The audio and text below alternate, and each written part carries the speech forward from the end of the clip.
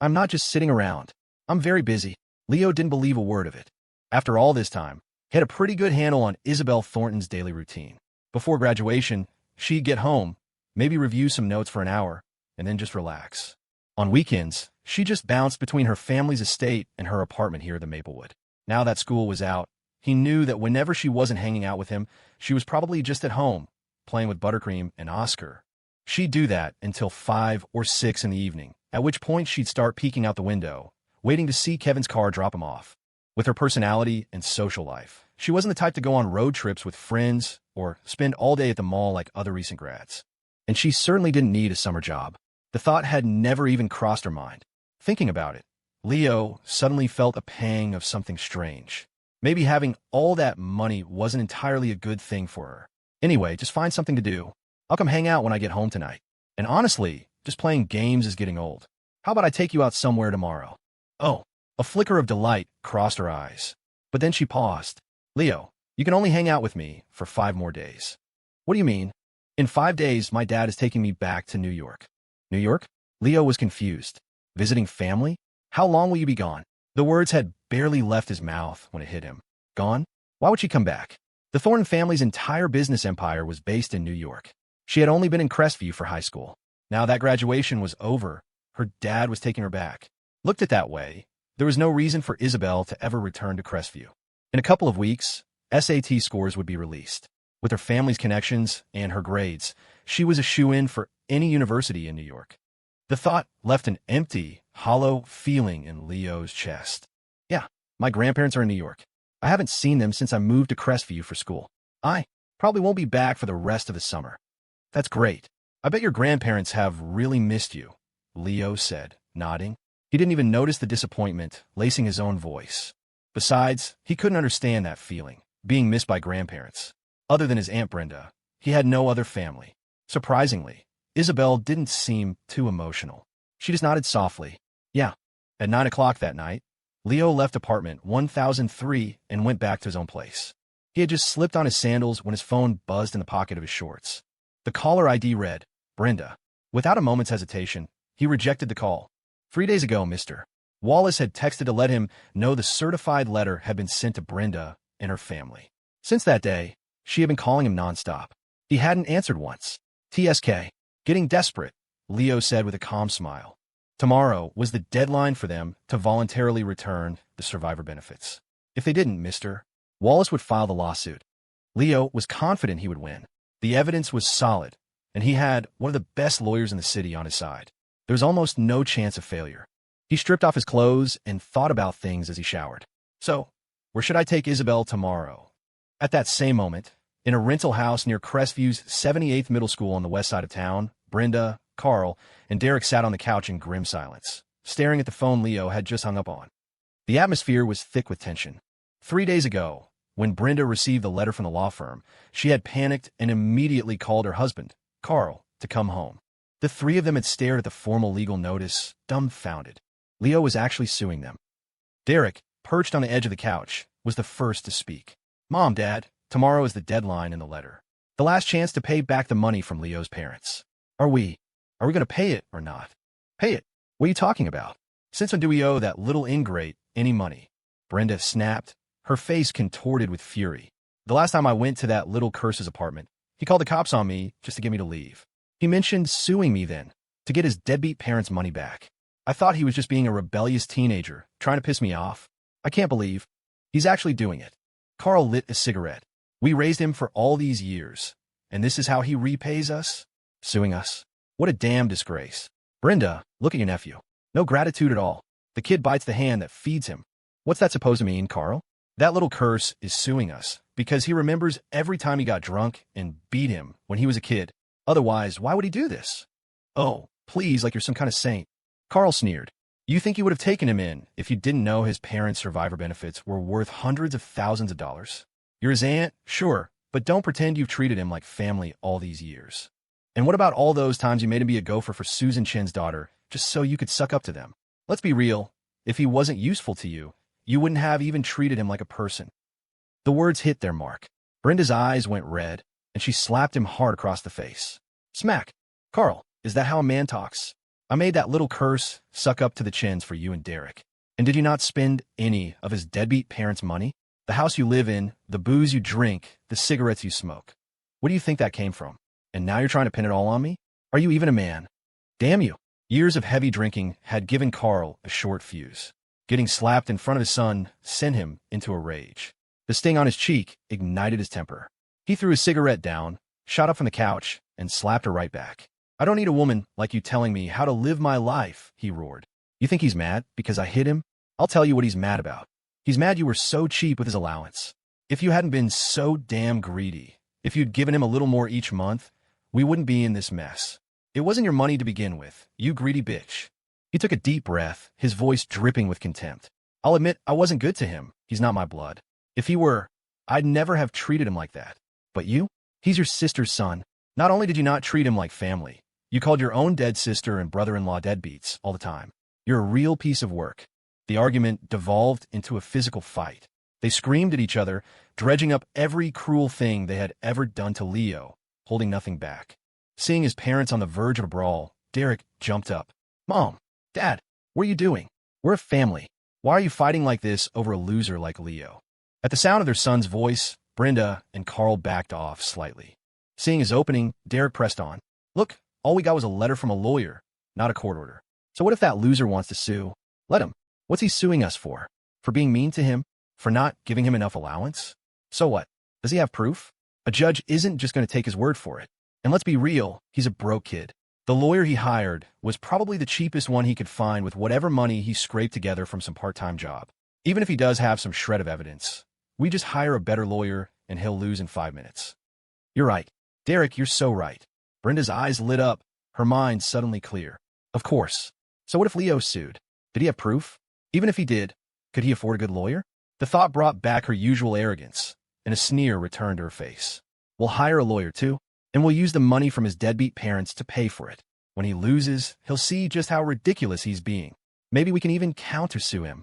Carl lit another cigarette and stayed quiet while Brenda and Derek plotted, their words dripping with malice, practically wishing death upon Leo. You know, Brenda said with a faint smile, after that little curse got Khloe so mad that Susan Chun cut us off, winning this lawsuit will give us the perfect reason to get back in her good graces. The thought of using this opportunity to reconnect with the Chins filled her with relief. It's like they say, just when you think you've hit a dead end, a new path opens up. Brenda felt a wave of calm wash over her. You won't answer my calls, Leo? You're going to regret this. The next morning, Lester pulled the black Maybach S680 to a smooth stop in front of the Spring Creek driving school. He turned to look at Isabelle in the back seat, his expression hesitant. Miss, are you sure you want to get your driver's license? Yes. There's really no need. With the Thornton family's resources, you could have a personal driver for the rest of your life. Isabelle gazed out the window at the driving school and gently shook her head. Lester, I want to learn, so I can go driving with Leo. Miss, for the past few days, Mr. Yeager has been going out driving with his friend every afternoon. It seems they're practicing on the winding roads outside of town. I suspect he might be training for something like rally driving in the mountains. It's very dangerous. I don't care. I want to learn. Everyone else is doing it this summer, she insisted. Lester looked at his young Mrs. Stubborn face and sighed inwardly. Miss, the other kids are learning to drive because they don't have the backing of the Thornton family. If they could have a chauffeur for life like you, who would waste their summer vacation practicing three-point turns?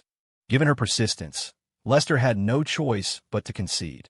Very well, miss. I will go sign you up and find the best instructor for you. Okay. Lester escorted Isabelle into the driving school. While she filled out the paperwork, he went straight to the owner's office and introduced himself. 5 minutes later, a tan man in his mid-30s walked into the office. Mr. Lester, the owner said immediately, this is the best instructor at Spring Creek, Chad Morgan.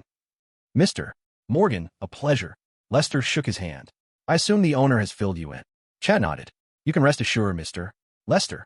The boss told me everything. Besides, all our instructors are trained to be extremely patient with students. Here, let me give you a demonstration. He cleared his throat and launched into a performance. Wow, that's an excellent turn of the wheel. Incredible. You have a real feel for the brake. Such a smooth start. You're the most naturally talented student I've ever seen. Lester stared, dumbfounded, as Chad delivered the lines with passionate sincerity. It took him a moment to recover. Professional, he said, his jaw still slack. Truly professional. So don't you worry, Mr. Lester. We'll take good care of your young miss. And since she's Mr. Thornton's daughter, I'm sure her talent and composure are top-notch, with or without my praise. Good. Then I'll leave her in your hands, Mr. Morgan. Lester left, his mind at ease. Chad saw him out and then headed toward the practice course. From a distance, he spotted Isabelle, dressed in a gray sun-protective jacket, a wide-brimmed hat, and a full-face sun shield. He blinked. He'd seen plenty of students dressed like that. On instinct, he called out, "Hey, you the ghost. Ahem, Miss Thornton. Over here. I'm your instructor." Oh. Isabelle trotted over to him. "Miss Thornton, Mr. Lester has filled me in. Let's get in the car and start practicing." Chad got into the passenger seat, and Isabelle settled into the driver's seat, taking a nervous breath. Seeing this, Chad smiled calmly. No need to be nervous. Driving is easy. Just think of it like riding an electric scooter. Isabelle pursed her lips, but didn't respond. The thing was, she'd been chauffeured by Lester her entire life. She didn't know how to ride an electric scooter. She didn't even know how to ride a bike. Chad, oblivious, continued his patient explanation. "Miss Thornton, we won't start with parallel parking. We'll go to that open lot over there, so you can get a feel for the car. The pedal on the far left is the clutch, the middle is the brake, and the right is the gas. Your left foot is only for the clutch. Your right foot handles the other two." "Oh, okay." Isabelle nodded. After Chad's detailed instructions and demonstration, she understood how to start the car. She pressed the clutch and shifted into gear perfectly. Chad, excited, began his performance. "Such a smooth start. You're the most naturally talented student I've ever seen." "Thank you, instructor.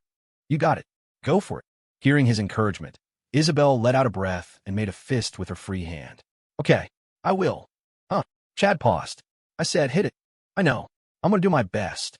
Chad swallowed and sat up straighter. "Miss Thornton," he said quietly, "what I mean is you need to hit the gas pedal." Question mark. Isabelle froze. Underneath her sun shield, her face flushed crimson. So embarrassing. That afternoon, after Leo and Kevin finished their run on the winding canyon roads, they ran out of gas on the way back and pulled into a station. Kevin, eating a popsicle, spoke between bites. "Leo, I have to go with my mom to my grandma's tomorrow.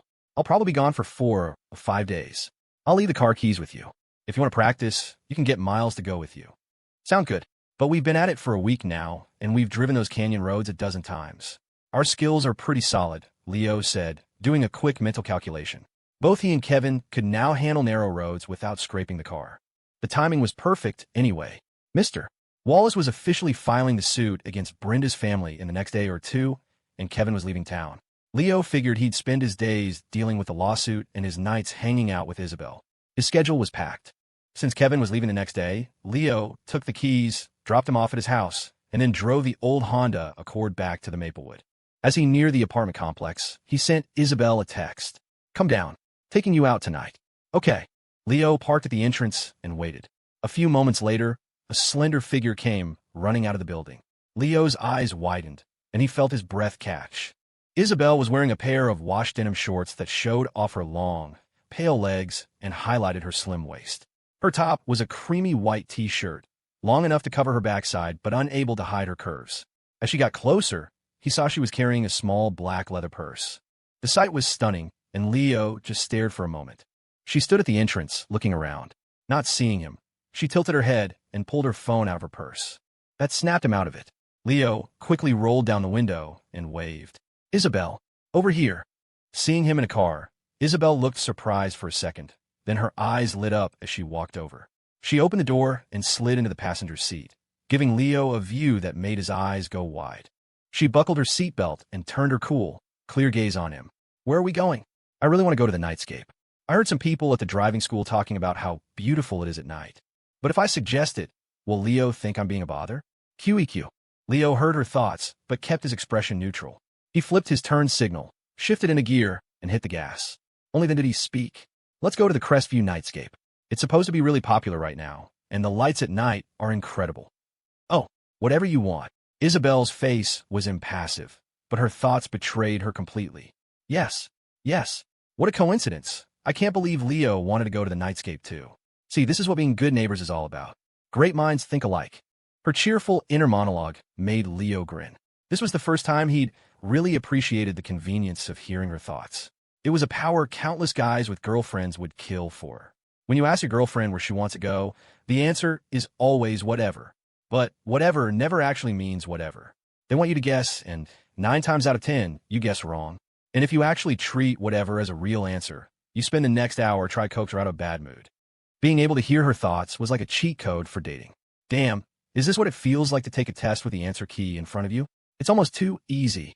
He was so pleased with himself, he couldn't suppress a smile. Isabelle, sitting beside him, looked over. Leo, what's up with you? Ahem, nothing. By the way, what did you do this afternoon? I was at the driving school, practicing. Leo was surprised. I was just giving an example yesterday. You actually signed up for driving school? With Isabelle's background, she had no real need to learn to drive. She had Lester to chauffeur her everywhere. Driving herself would just be a hassle. Getting a license seemed completely pointless for her. Isabelle was quiet for a moment. I thought you really wanted me to get a license, she said softly. Leo fell silent. Well, damn. Sometimes his little neighbor was a bit too obedient for her own good. The Crestview Nightscape was a pedestrian street themed around the city's founding era, a vibrant mix of dining, entertainment, and shopping. During the day, it looked like any other outdoor mall. But at night, the place was breathtaking. The whole district glowed with dazzling lights, illuminating the historical-style architecture in a cascade of color. Best of all, the streets at night were filled with girls in elaborate period costumes. Leo parked the car, and he and Isabelle walked into the nightscape. Dusk was just settling in, and, as the lights flickered on, the street was magically transformed from mundane to magnificent. Isabelle's eyes lit up instantly, her cool expression replaced by a look of pure wonder and delight. Wow, it's so beautiful. Leo is such a good person. Hearing her thoughts, Leo's lips curved into a smile. In reality, the place wasn't that special. Most people in Crestview had been here. He and Kevin had checked it out a few months ago. But of course, Isabelle had never been. It made sense. She didn't have any friends before, and with her aloof personality, it was unlikely she would have come here alone. The street was bustling with people, and food carts were set up along the way. Couples walked by arm in arm, but most of the girls were eagerly taking pictures with the costumed performers and dancers. Their boyfriends would stand by, phones held high, trying to find the perfect angle. Leo squinted. A bunch of lovesick couples. He muttered to himself, "Look at me, a modern man of principle, here with my perfectly platonic good neighbor." He turned to Isabelle. "Do you want to take a picture with him? I bet it would look really good." Isabelle lifted her clear eyes to his. "If you take it for me, I will." "Sure, go on ahead, I'll take the—" Huh. Leo reached for his phone to take the picture. He patted his pockets and realized he'd left it in the car. "Hey, can you wait here for a sec? I'll go grab my phone from the car." "Okay." Isabelle nodded gently and pointed to a nearby food cart selling spiral fries. "Do you want one? I'll buy 2. "Yeah, sure. You get them. I'll be right back." "Okay. Go on, go on. I'll be a good girl and wait right here for you." Leo cleared his throat, pretending he hadn't heard a thing. He left Isabelle and squeezed back through the crowd, heading for the parking lot. As he was navigating the throng of people, a pair of eyes spotted him from a few feet away. Sophie immediately shook her best friend Khloe's arm. "Khloe, look, the guy walking against the crowd. Isn't that Leo?" I think it is. That's weird. Why is he alone? Where's Isabelle?" Khloe's expression was complicated. She hadn't heard anything about Leo since she ran into him and Isabelle after graduation. Not that she dared to ask. After all, Isabelle had said she was the one chasing Leo. If Isabelle really liked him, what chance did she have? Sophie scanned the area, but saw no sign of Isabelle. She tapped her chin thoughtfully, then her eyes lit up. "I know," she said excitedly. "Khloe, we totally forgot. Isabelle is from New York. She just transferred to Crestview for school, so her family must live there. It's been days since graduation, so she doesn't have to stay here anymore. She must have gone back. With her grades and her family, she's probably going to college in New York or somewhere on the East Coast. She definitely went home after graduation and just left Leo here all alone. They've probably even lost contact." As Sophie laid out her theory, Khloe's brow furrowed. After the last few times, she wasn't so confident in herself anymore. Even though Sophie's logic seemed sound, she couldn't bring herself to believe it. What if she was just getting her hopes up again? What if they were just making assumptions? Maybe Leo and Isabelle were still doing great. But last time, didn't Isabelle say she was the one chasing him? Khloe said hesitantly, "Even if she's going to college in New York, shouldn't she wait until the end of summer to go back? Why would she just abandon him like this?" "Khloe, are you kidding me?" Sophie said. "Isabelle's family is loaded. Girls like her have been spoiled their whole lives. They get bored of things easily. She was probably just chasing Leo for the thrill of it." It's been a while now. The novelty must have worn off. Since her only reason for being in Crestview is gone, of course she went back to New York. I bet Leo is crying his eyes out right now. Oomph. I say he deserves it. Serves him right for choosing her over you. Hearing this, the hope that had died in Khloe's heart flickered back to life. Maybe this time they were right. Otherwise, why would Leo be at a place like the Nightscape without Isabelle? She bit her lip.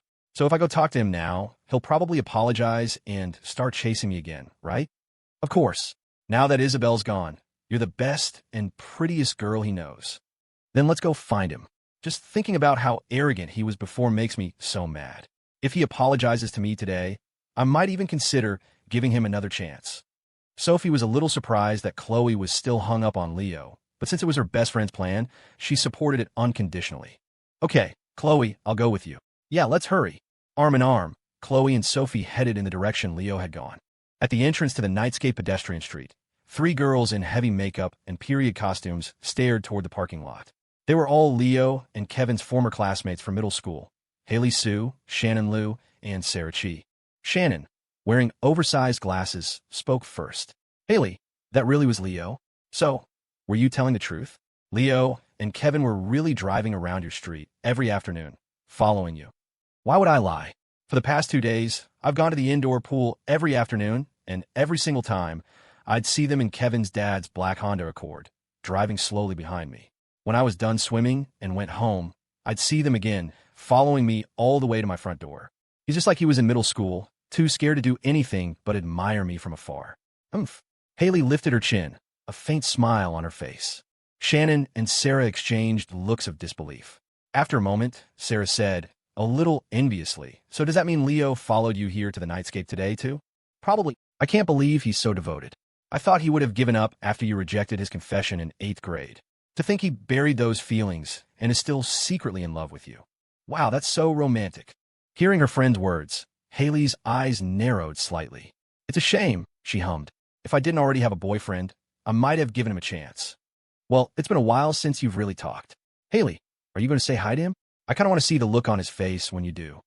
Sure, why not? I guess I can give him a little treat for being so devoted to me all these years. With that, Haley led her two friends toward the parking lot. After grabbing his phone from the car, Leo immediately headed back to where he'd left Isabelle, not wasting a second. But just as he reached the edge of the pedestrian street, he felt a tap on his shoulder. A girl's surprised voice came from behind him. Leo, huh? Leo turned, startled, to see three girls in period costumes standing behind him. His mouth fell open in surprise. Haley? Shannon? Sarah? Seeing Haley Sue again after 3 years, Leo froze for a long moment. He was suddenly thrown back to his first middle school crush. Yes, Haley had been his class president in middle school, and the girl he'd had a major crush on. While she was a bit like Khloe, friendly with a lot of guys, there was one key difference. Khloe would never outright reject a guy she wasn't interested in. She loved the attention of being pursued. Haley, on the other hand, would turn down a guy she didn't like without hesitation. Of course, if the guy wanted to keep trying, she wouldn't stop him. Her philosophy was, I already rejected you, so if you keep chasing me and fail, that's on you. The one who had tapped his shoulder was P3.She. They'd been desk partners for a while in 8th grade. He never would have guessed the three of them were still friends after all this time. Sarah covered her mouth with her hand and giggled. Leo, it's been 3 years. You still have that same dazed look on your face. What are you waiting for? Say hi to Haley. Oh, Haley. Long time no see. Leo didn't overthink it, offering her a polite smile. The memory of his clumsy confession and her instant rejection was still painfully embarrassing. After that, he'd sworn off relationships. Getting rejected was just too humiliating. Haley looked at him, then lowered her gaze slightly, tucking a strand of hair behind her ear. Long time no see, Leo, she said softly. You've gotten a lot more handsome since middle school. Although she had seen him and Kevin on the road a few days ago, it had been through a car window. She hadn't gotten a good look at his face. Now up close, Haley was genuinely surprised. In middle school, Leo had been about 5'7" and completely average looking, the kind of guy who blended into a crowd. But in just a few years, he'd shot up to over 6 feet tall and had the confident, sunny good looks of a genuinely attractive guy. It made her heart flutter a little. He's even cuter than my current boyfriend. It was the first time a girl had ever called him handsome to his face, and Leo felt a little embarrassed. Really? I don't think I've changed that much. Hearing this, Sarah and Shannon exchanged a look and started teasing him. asking if he was trying to say his feelings for Haley hadn't changed either. At first, Leo thought they were joking and just waved it off. But they wouldn't let it go. Leo, you're still so shy. We're all adults now. What's so embarrassing about admitting you like a girl? If you don't like Haley anymore, then why were you and Kevin following her in your car every afternoon after graduation? First, you'd follow her to the pool, and then you'd follow her home after her swim class. Men can't be two-faced, you know. That's our prerogative. Leo was completely baffled. What? After graduation, Kevin and I were practicing our driving skills. How did that turn to me following Haley to the pool and back? He quickly tried to explain. I think you guys have misunderstood something. Kevin and I were driving around after graduation, but we were just practicing. We weren't following Haley or anything. Right? Shannon drawled, feeling a little shy now that you've been caught. Leo? So you and Kevin just happened to practice driving on the exact same street where Haley lives? And you just happened to be there to see her off to the pool and pick her up after class? What are the odds? And you even followed her to the nightscape today. How do you explain that? Leo's mind screamed, oh crap. He turned to Haley, his expression complicated. Haley, you live on Sherwood Lane? Yeah. Crap. What a freaking coincidence. Leo was speechless. So, all those days he and Kevin were practicing on that street. Haley had seen them and assumed he was still crushing on her, intentionally driving by to sneak glances at her. And to top it all off, they thought he had followed her to the nightscape today. Seriously, do I look like a stalker? Ahem, you've really got it wrong. I mean, yeah, I had a little crush on Haley in middle school, but that was a long time ago. I really don't have feelings for her anymore. Right. Sure, we believe you. You guys are all talk, Sarah and Shannon said, giggling to each other. Haley, standing beside them, had a shy smile on her face. It was clear that none of them believed him. Just then, a figure pushed through from behind the three girls, moving quickly. She grabbed Leo's arm. Leo looked up and his jaw dropped. Haley and her friends, after a brief pause, turned to look. Their mouths fell open, their eyes widening at the sight of the girl. She was stunningly beautiful, with a presence that captivated everyone around her. Her delicate features were like a flower blooming in the morning sun, and her incredible figure made the three girls burn with envy. Even Haley, who was used to guys asking for her number everywhere she went, felt completely outshone. Khloe. Leo stared at Khloe's hand on his arm, his brow furrowing. What was wrong with this woman? He ran into her everywhere. She was impossible to shake. Khloe bit her lip, her eyes practically overflowing with anger. She and Sophie had seen Leo heading toward the parking lot, but they'd lost him. After searching for what felt like forever, they'd finally found him, only to see him laughing and joking with three other girls. And the prettiest one was looking at him with a shy expression. The scene made Khloe snap. Isabelle leaves, and Leo immediately moves on to other girls. Where does that leave me? Leo, you're just desperate, she fumed. I could tolerate you being with Isabelle, but now that she's gone, you'll stoop to hanging out with any random girl, won't you? I'm giving you one more chance. Start chasing me again. Khloe, are you delusional? I've told you so many times, I have never liked you, and I never will. Why would I chase you? Khloe froze, and a film of tears instantly welled up in her glistening eyes. Leo, we used to be so good together. Why do you have to treat me like this now? Leo's eye twitched. You're imagining things. We were classmates, at best. Everything else is just something you made up in your head. I don't care. You have to like me, and you can only like me. I'm agreeing to be your girlfriend now. Leo was aghast. What kind of overpowered character is this? Does she not have a single weakness? He let out a bitter laugh and gave her a thumbs up. Khloe, you are truly something else. Leo tried to pull his arm free from Khloe's grip, desperate to get away. This girl is on another level. If I can't beat her, I can at least run, right? But Khloe held on with all her might, refusing to let go. Leo, you're not leaving until you agree to be my boyfriend. Haley and her friend stood by, completely stunned. Khloe was gorgeous, a total knockout by their middle school standards. The most shocking part was seeing a girl this beautiful desperately clinging to Leo's arm, demanding that he be her boyfriend. It was wild. It was surreal. Before the three of them could even process what was happening, another voice cut through from behind them. Leo, you're being a little slow. Everyone turned to see a girl even more stunning than Khloe walking toward them. Her beauty was on another level entirely, and the cool, noble aura she radiated was almost blinding. When Khloe saw Isabelle, she froze, her eyes wide with disbelief. A second later, her mind was buzzing. Isabelle hadn't gone back to New York at all. Leo was here at the nightscape on a date with her. So, she had gotten her hopes up for nothing. Again? Isabelle walked up to Leo with the spiral fries, not even glancing at Khloe or the others. She looked at him and said coolly, Leo, I thought you got lost. Hey, no, no. Just ran into some old classmates. Leo was just as surprised to see her. He hadn't expected her to come looking for him, just because he was taking a while. At that, Isabelle's eyes narrowed, finally flicking over to Haley and her friends. Then she looked at Sophie, and finally, her gaze landed on Khloe. Is she an old classmate too? That darn Leo. The second I'm not around, he's talking to that bad woman again. Ugh. Leo, you're a bad person. Hearing Isabelle's thoughts, Leo suddenly felt a pang of guilt. On pure instinct, he immediately denied it. Her? She's irrelevant. Eat however. Boom. The simple word struck Khloe like a bolt of lightning. Her ears were ringing. Irrelevant. Leo said, I was irrelevant to him. Hearing his answer, the coldness in Isabelle's expression softened. She raised her hand and offered him one of the spiral fries. Oh, here, eat this while it's hot. Seeing Khloe freeze, her grip on his arm loosening, Leo seized the opportunity. He pulled his arm free and took the food from Isabelle. Then he turned to Haley and her friends. Well, maybe we can catch up some other time. I gotta go. My friend and I have stuff to do. With that, he took Isabelle's arm and hurried away. Watching them go, Khloe began to tremble with rage. Her breathing grew shallow, and her chest felt tight, like she was about to faint. Luckily, Sophie was there to catch her. Khloe, let me help you sit down over there, she whispered. Sophie supported Khloe as they walked away. Once both groups had left, Haley, Shannon, and Sarah were the only ones left standing at the entrance to the parking lot. They looked at each other, still reeling from the sudden drama. Finally, Shannon, gazing in the direction Leo and Isabelle had disappeared, spoke slowly. So, I think, maybe Leo really doesn't like Haley anymore. The whole thing with the car was probably just a coincidence. Sarah added, nodding in agreement. Hearing her two best friends, Haley's expression was a mixture of emotions. She bit her lip and glared after Leo, wanting to say something but finding no words.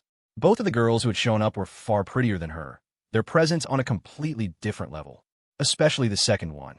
Her beauty was in a class of its own, and she had an ethereal, high-class air that no ordinary person could possess. And most importantly, both of them seemed to be actively pursuing Leo. There was absolutely no reason for him to still be interested in her. At this thought, Haley's lips turned down in a frown, a wave of unprecedented defeat washing over her. Leo used to be such an ordinary guy. How did he end up with so many amazing girls around him? Why? Was I really that blind back then? Did I miss the boat on a future catch?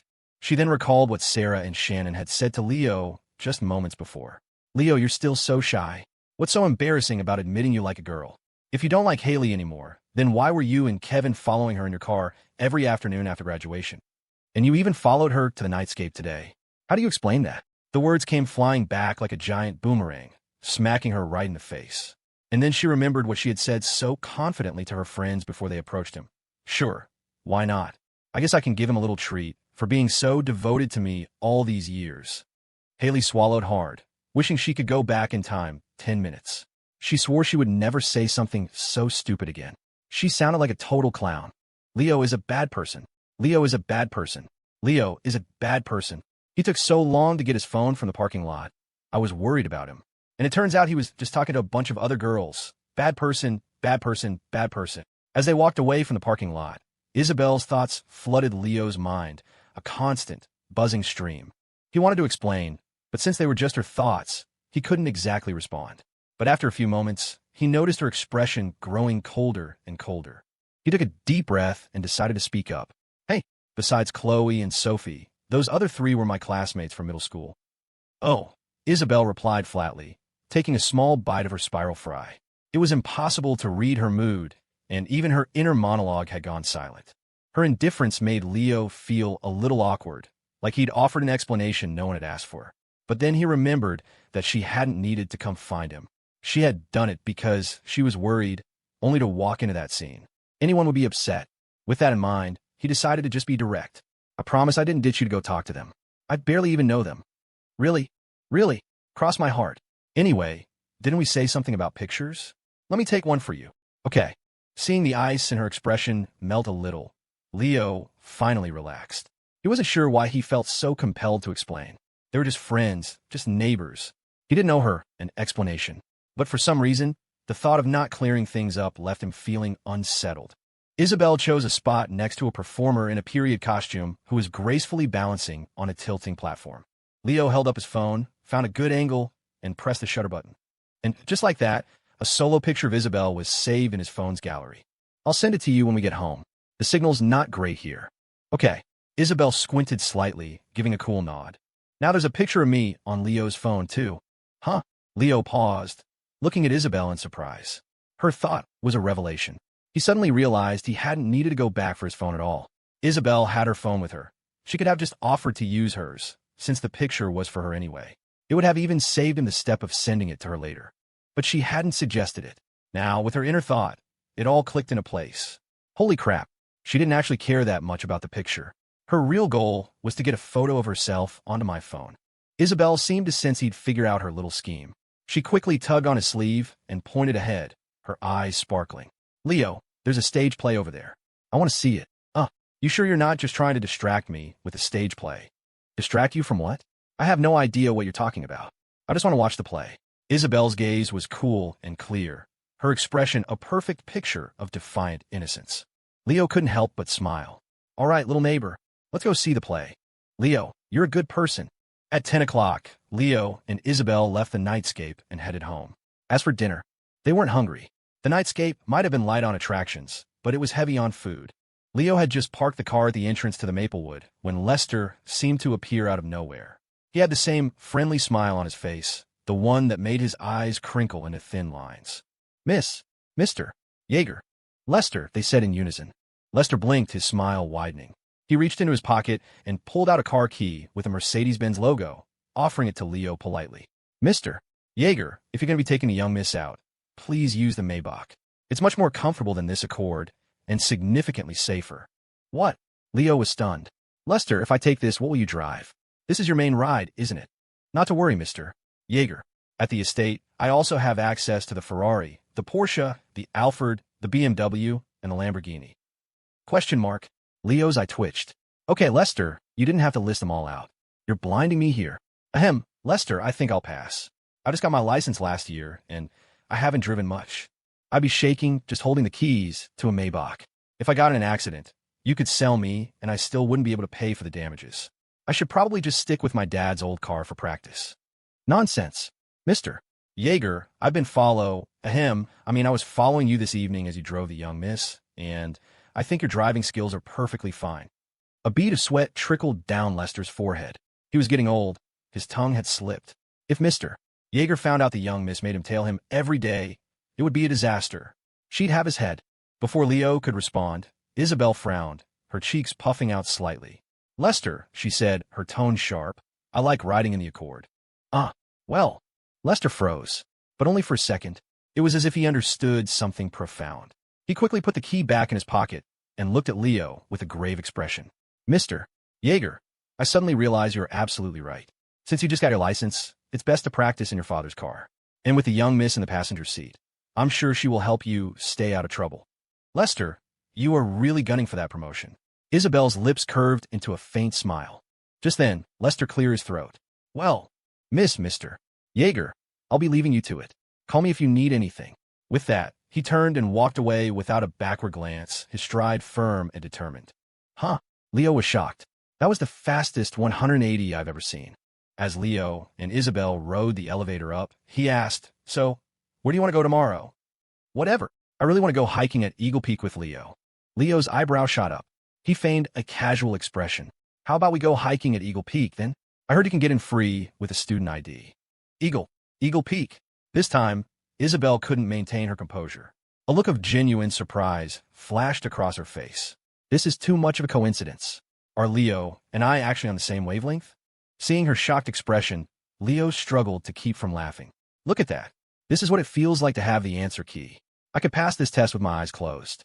Yeah, he said, but if you're not a big fan of hiking, we can do something else. No, hiking is fine. Leo, you are the best person ever. We could take so many pretty pictures at Eagle Peak. And I'll make sure he uses his phone again. Leo just smiled. Okay, let's do a night hike then. It'll be too hot during the day, and you could get sunburned. We can head out tomorrow afternoon. Okay. With their plans set, they turned and walked toward their respective apartment doors. But just as Leo opened his door to go inside, he heard a small gasp from behind him. What's wrong? He asked, turning around quickly. Isabelle had an awkward look on her face as she rummaged through her small purse. Finally, she bit her lip and said, "I think I left my keys inside." "What? What about your spare key?" "It's at the estate." "Well, you could call Lester to take you back. You could just stay at the estate tonight." Isabelle shook her head. "I can't. Buttercream and Oscar are home alone, and they'll be starving. I didn't feed them before we left." The dots connected in Leo's mind. He wasn't an idiot. He glanced into his own apartment and said quietly, "Well, you can come sit at my place for a bit. Call Lester and have him drive to the estate to get your spare. Would that be a bother?" Even as she said it, she had already taken a few small steps toward his front door. Seeing this, Leo's mouth twitched. "You're already halfway in, and now you're asking?" He just waved his hand. "No bother at all. We're neighbors." "You're right." Isabelle slipped on the pair of sandals that were unofficially hers and sat primly on his couch. Then, right in front of him, she called Lester. "Lester, could you do me a favor and go back to the estate to get the spare key for my apartment? I seem to have locked myself out." She paused. "Oh, and Lester, take the Eurasia Expressway. It'll be faster." After giving her instructions, she hung up, her face a mask of indifference. Leo had heard every word. The sudden realization that her key was locked inside, followed by her unhesitating entrance into his apartment, had made him suspicious. He had wondered if she was faking it just to have an excuse to come over. Isabelle was never a careless person. How could she forget her keys? But then she had specifically told Lester to take the fastest route, which instantly dispelled his doubts. I knew it. My perfectly platonic good neighbor would never use a lame excuse to get into my apartment late at night. She would never have any unneighborly intentions toward me. Leo nodded to himself, convinced he'd just been overthinking things. Feeling a little guilty, he decided to reward her with a game of Fireboy and Watergirl. "My place doesn't have a TV, little neighbor, but I have a laptop. Want to play some browser games in my room? It'll probably take Lester a good 30 or 40 minutes to get the key." "Okay." "Ooh, I get to go into Leo's bedroom? I've been dying to see it." Isabelle immediately stood up and walked toward his room. Leo's eyelid twitched. He could have sworn her pace had quickened. He suddenly had the distinct feeling that he had just invited a wolf into his den. Meanwhile, at the entrance to the Maplewood, Lester sat in the Maybach, holding his phone with a puzzled expression. "Strange," he muttered himself. "If Miss wants me to be fast, why would she tell me to take the Eurasia Expressway? That's the longest route back to the estate." Thankfully, Leo kept his room clean. There were no dirty socks or underwear piled up in corners. When Isabelle walked in, she looked around like a curious child. "I thought guys' rooms were supposed to be messy. Yours is really clean." Leo's lips curved into a proud smile. "Of course. Gotta keep it clean. You should probably spend less time online. People will say anything on the internet." "Oh." Isabelle nodded and sat down at his desk. Leo typed in his password and opened the laptop. Just as he clicked on Fireboy and Watergirl, he realized the laptop's built-in membrane keyboard was too small. If they both used it, their arms would be bumping against each other the whole time. It was a little too intimate. With that thought, he scratched his head. "You can play by yourself for a bit. I'm going to find a plug-in keyboard. It'll be easier." "Okay." Leo hurried out to the living room and balcony to search. He remembered that about a year ago, Kevin had brought his laptop over, and they had played Valiant Legends together. Kevin, being lazy, had left his keyboard behind. Leo had eventually put it away somewhere. "Damn it, where did I put it?" He searched everywhere. Back in the bedroom, Isabelle, bored, moved the mouse around on the screen, idly browsing Leo's computer. Suddenly, she remembered something she'd seen online a few days ago. A word of advice to all girls: never, ever look at a guy's browser history or open a desktop folder named Study Materials. A spark of curiosity ignited in her eyes. She moved the mouse and clicked on the browser history. How many US dollars is 1 million Venezuelan bolivars? Can dogs drink beer? Who is the most handsome man in the world? 2017 Northwood High Mock Final Exam Papers. His search history is pretty normal, she mumbled to herself. She closed the browser, and her gaze shifted to the desktop. A moment later, her eyebrow rose. There it was, a folder named Study Materials. Could this be where he keeps his diary? Or maybe secret selfies? Her eyes lit up. Driven by curiosity, she desperately wanted to open it. She glanced over her shoulder and saw that Leo hadn't come back yet. She immediately opened the folder. Inside were hundreds of video files, all with black thumbnails. Each one was over a gigabyte in size. Isabelle pursed her lips and randomly clicked on one. The black thumbnail flashed, a new window opened, and the video started to play. Isabelle's eyes went wide, and her face instantly turned beet red. The sounds filled the room. On screen, a scene unfolded that was so graphic Isabelle couldn't bear to look the action so shameless she felt her whole body heat up. After a few seconds of stunned silence, she slapped a hand over her eyes, her face so red it felt like it was on fire. But she couldn't resist peeking through a tiny gap in her fingers. Her mind was reeling. Just then, she heard Leo's footsteps approaching from the living room. "Hey, I found the keyboard, so we can play. HNNNGH." Leo appeared in the doorway, his words cut short by the all-too-familiar sounds coming from the laptop. He looked over and saw Isabelle sitting in front of screen, her face the color of a ripe tomato. The study materials were playing in plain sight. For a moment, Leo just froze, completely dumbfounded. The keyboard slipped from his hand and clattered to the floor. A split second later, he sprang into action, lunging across the room and slamming the laptop shut. The breathless moans finally stopped. The silence that followed was suffocating. Leo stared at Isabelle, his expression a mess of pure, unadulterated embarrassment. Isabelle looked up at him, her face still burning, her eyes wide with a mixture of shock and disbelief. "I can't believe Leo. His computer is full of this stuff. Does he watch these movies every day?" Hearing her thoughts, Leo felt his soul leave his body. He was quiet for a long moment before he finally managed to speak. This computer actually used to be Kevin's. He got a new one, so he's just storing this one at my place for now. I had no idea about most of the stuff he downloaded on here." Isabelle tilted her head. "You're saying the computer isn't yours, so the things I just saw aren't yours either?" "Definitely not mine. It was all Kevin. He downloaded all of it. He's such a degenerate. I can't believe I never realized it before." Leo's gaze was firm, his denial unwavering. Isabelle nodded, her voice soft, her expression slowly returning to normal. But then, a look of confusion crossed her face. "Leo, I also saw your browser history. It was full of searches for things like black stockings, white stockings, and swimsuits." "Impossible. Why would I search for things like that on my computer? Someone must have used my computer without me knowing. That's just ridiculous." Leo denied it instantly. A slow smile spread across Isabelle's face. She raised an eyebrow. "So, you admit this is your computer?" "Oh crap." Leo's eyes went wide. "Oh no, she was trapping me." "Umph. You could be stubborn, little Leo, but I have my ways of dealing with that." "Okay, fine," Leo said immediately. "It is my computer, but I swear Kevin downloaded all of this. I've never watched any of it."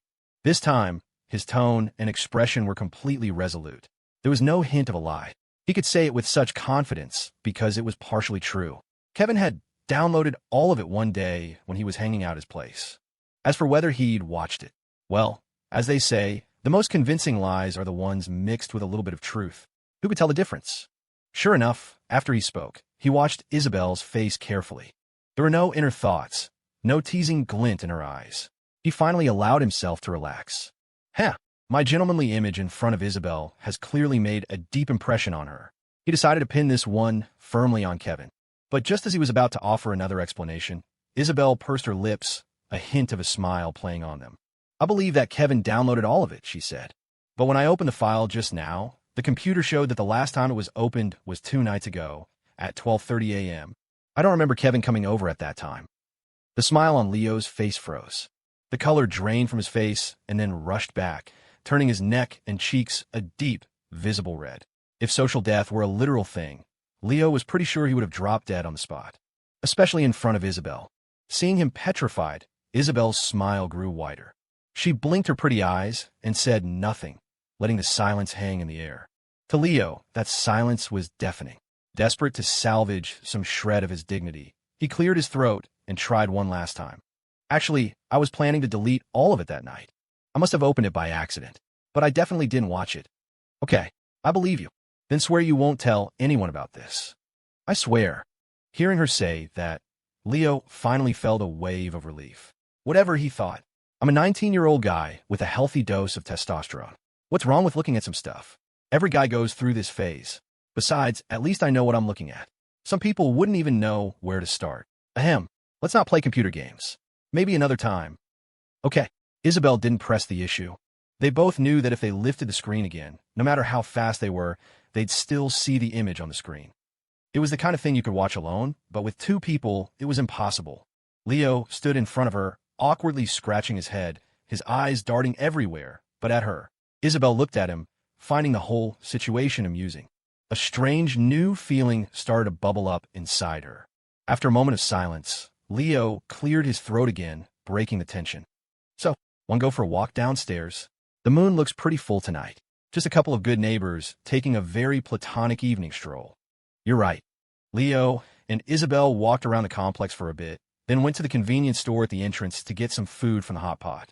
About half an hour later, Lester arrived in the Maybach. He handed the key to Isabelle and then quietly left. Leo, I'm heading back up. Buttercream and Oscar must be starving. Yeah, you go on ahead.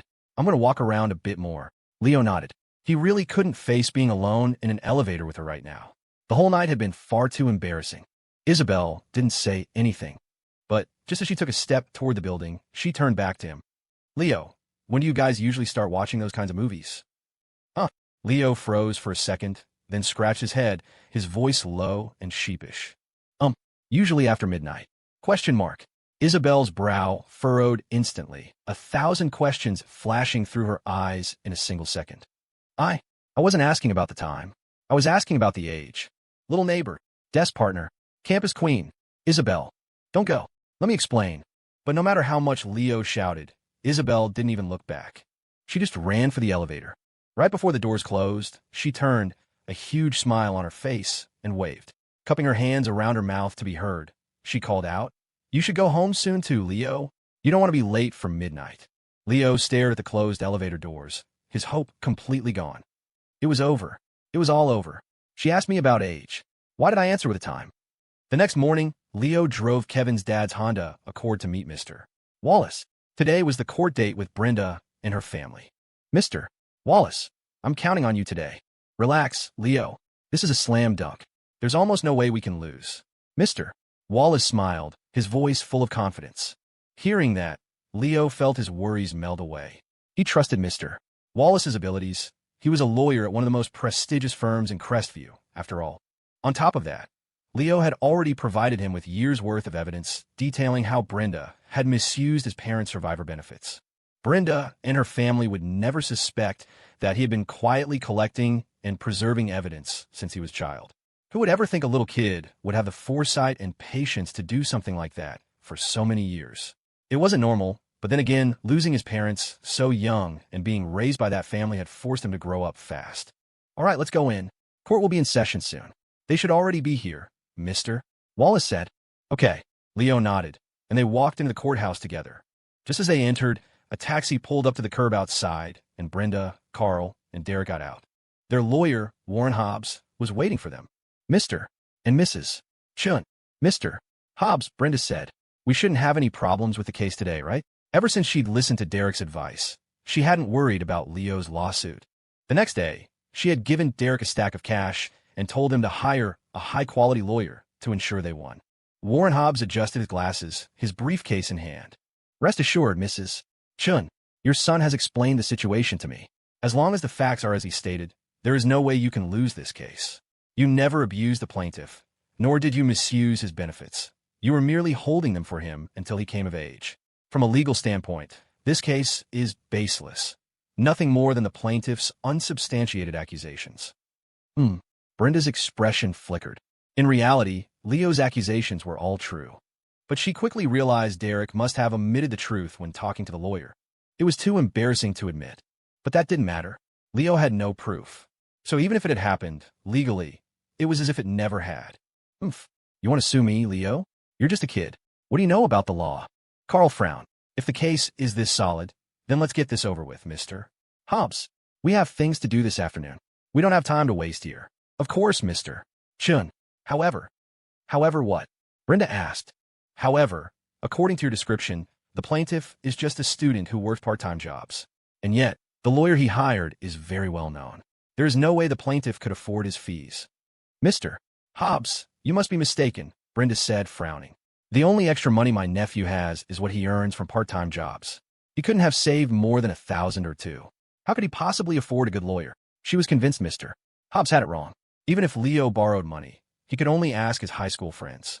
How much could a bunch of teenagers lend him? But Warren Hobbs pulled out a document and showed it to them. Mrs. Chun, I am not mistaken on this point. The opposing counsel's information is always included on the pretrial filings. The legal community in Crestview isn't huge.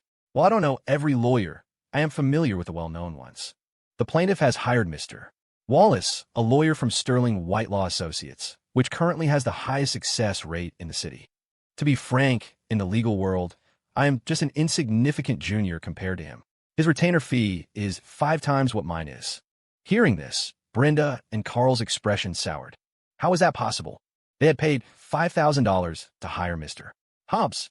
According to him, Leo had hired a lawyer who cost at least $25,000. Where did Leo get that kind of money? Before Brenda could speak, Warren Hobbs's serious expression relaxed into a smile. But you don't need to worry. As I said before, this case is an open and shut. And even in the worst-case scenario, even if you had done something, as long as the plaintiff has no evidence, he cannot win, even with a top-tier lawyer. Yes, you're right, Mr. Hobbs. He definitely has no evidence, Brenda said, nodding firmly. Although she couldn't figure out where Leo had gotten the money, she was certain he had no proof. How could he possibly win? With that, Brenda's family and their lawyer walked into the courthouse, completely unaware that they were about to be utterly humiliated. He hadn't been back to Brenda's house once since winter break ended. After several months, Leo was finally seeing Brenda and her family again. Only this time, he was finally, satisfyingly, standing on the opposite side of a courtroom, ready for the reckoning he'd been planning for years. Mr.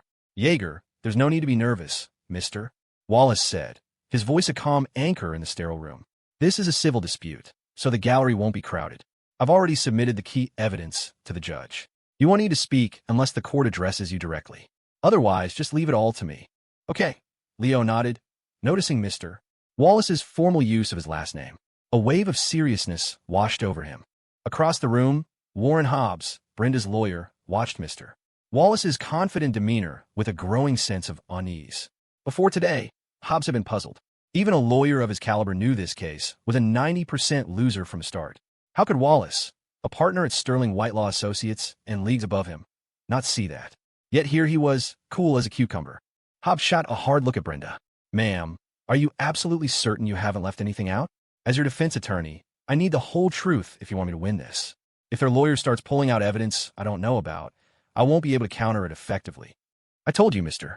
Hobbs. Derek cut in before his mother could speak, his tone sharp with irritation. We told you everything we needed to. Just your job. Hobbs ignored him, his eyes locked on Brenda. He saw it then, a flicker of hesitation, a desire to speak that she quickly swallowed. She just nodded, echoing her son. That's right, Mr. Hobbs. Derek's right. Just stick to the plan. Understand, Hobbs said, nodding slowly. He had his answer. They had lied, which meant his initial assessment, that this case was a foregone conclusion, was suddenly no longer valid. Not that Hobbs felt any particular burden. He wasn't some crusading attorney with grand ambitions of making partner. His win-loss record wasn't that important to him. If his clients wanted to withhold information, then it wasn't his fault when they lost. The hearing began. After the judge recited the rights and obligations of the parties, she said, the plaintiff's counsel may present their petition. Walter Wallace glanced at Leo before rising to his feet. Technically, he could have just told the judge it was identical to the filed complaint. But he knew how much this moment meant to Leo, how deep the resentment ran. So he decided to read every last word of it, right in front of Brenda and her family. Wallace took a deep breath. Your Honor, members of the court, I am Walter Wallace, counsel for the plaintiff, Leo Yeager. Regarding this case, he spent the next 5 minutes laying out the complaint in excruciating detail. When he finished and nodded to the judge, Brenda, who had been simmering in her seat, finally exploded. Her eyes bulged as she shot to her feet, her voice a shrill shriek. Leo, you little bastard, have you lost your mind? You're suing us for $50,000? How dare you? She screeched. This is extortion. Your Honor, you need to throw this out and lock him up. The judge's brow furrowed. The defendant will adhere to the rules and decorum of this court. Humph. Brenda snorted, shooting a venomous glare at Leo before sitting back down. She continued muttering under her breath. As soon as that little ingrate loses, I'm countersuing him for fraud. He's going to jail. Next, the judge called for the list of evidence Wallace had submitted prior to the hearing. Once again, Wallace chose to present it himself. After taking possession of the survivor benefits and compensation payout for my client's deceased parents, the defendant, Brenda and Carl, assumed the role of Mr. Yeager's legal guardians. Over the years, they systematically misappropriated these funds while providing Mr. Yeager with only the bare minimum for survival. Furthermore, while residing in the defendant's home, Mr. Yeager was coerced into performing household duties including cooking, cleaning, and shopping for groceries. If he failed to comply with their demands, he was denied food, sometimes for days at a time. Additionally, during Mr. Yeager's schooling, the defendants, despite their role as guardians, offered no support. When Mr. Yeager was injured, they were callously indifferent, refusing medical care and continuing to force him to perform chores. And Wallace wasn't even at the evidence presentation stage yet, but Brenda couldn't take it anymore. She shot up again, her face flushed with rage. That's a damn lie. We treated him like our own son. When did any of that happen? You're just making things up. Anyone can tell a story. Mrs. Brenda. The judge's voice was sharp steel. Remain silent. This is the plaintiff's presentation. You will have a chance to respond later. This is your first warning. Wallace never acknowledged her, his expression impassive. Once order was restored, he began presenting the evidence. This is a video recording in which the defendant, Brenda, admits to my client, Mr. Yeager, that they misuse his parents' survivor benefits. This is evidence that after Mr. Yeager was injured, Brenda refused to take him to the hospital or provide him with money for treatment. This is evidence that the defendant, Carl, physically assaulted an 11-year-old Leo Yeager while intoxicated. This is evidence that the defendants, Brenda and Carl, used Mr. Yeager's inheritance to purchase a new home for themselves, a home in which they did not provide Mr. Yeager with his own room. This is, Wallace continued, one by one, presenting photos, videos, and documents. There were over 100 pieces of evidence. Across the room, Brenda, Carl, and Derek sat in stunned silence, their faces paling with each new exhibit. They exchanged frantic, disbelieving glances, a roaring filling their ears. Where did Leo get all this? Was he planning this for years? Has he been holding on to this for almost a decade? But he was just a kid. How is that possible?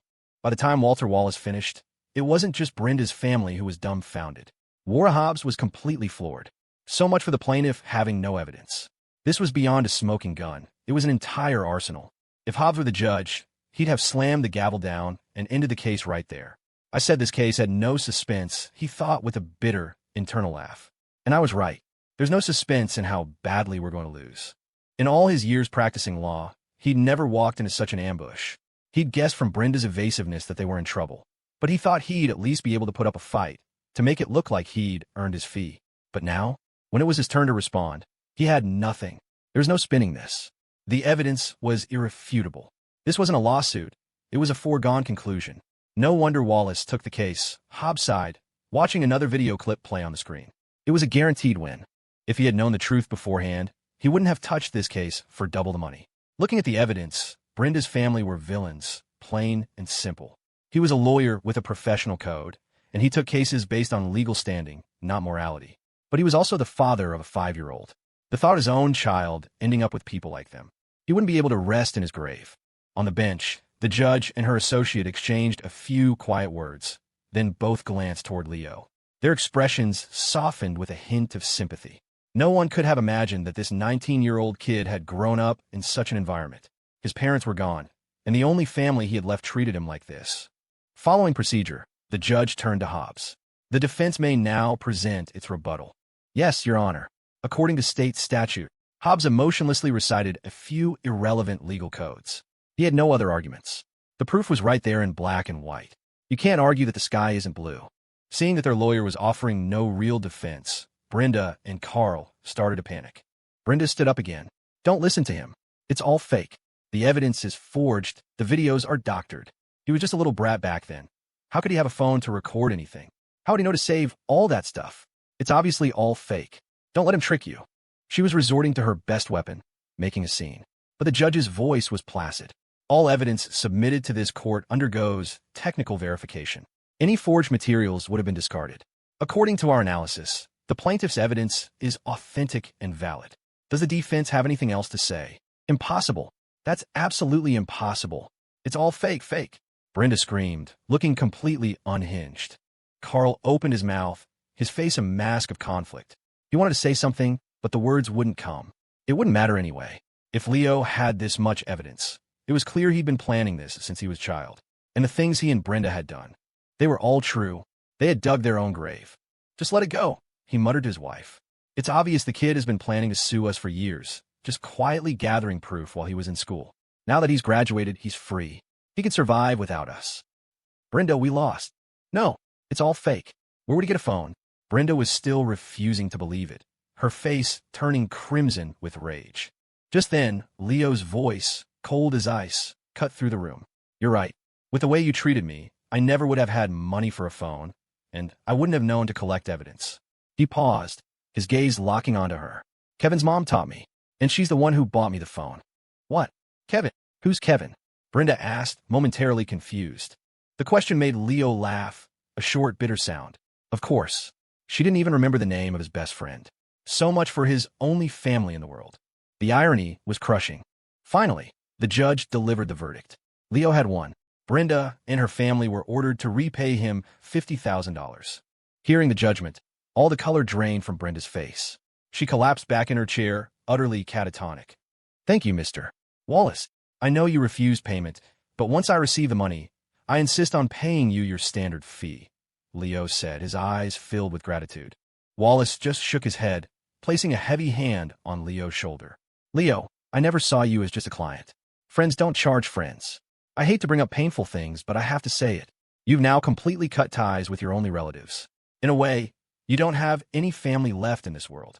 That money is the only thing giving you a foundation right now. How could I take a piece of that foundation away from you? Leo stared at him, his nose stinging. A film of moisture blurred his vision. For years, the only warmth he had ever felt was from Kevin and his parents. But in that moment, he felt it from Walter Wallace, too. He pressed his lips together and nodded firmly. Thank you, Walter. Wallace smiled. Just then, Brenda came rushing out of the courthouse doors. The arrogant fire in her eyes was gone, replaced by a desperate, fawning grin. She grabbed Leo's arm. Leo, honey, your aunt and I know we were wrong. We'll be good to you from now on. I promise, she simpered. About that money, let's just forget about it, okay? We're family. When you get married, I'll give it all to you as a gift.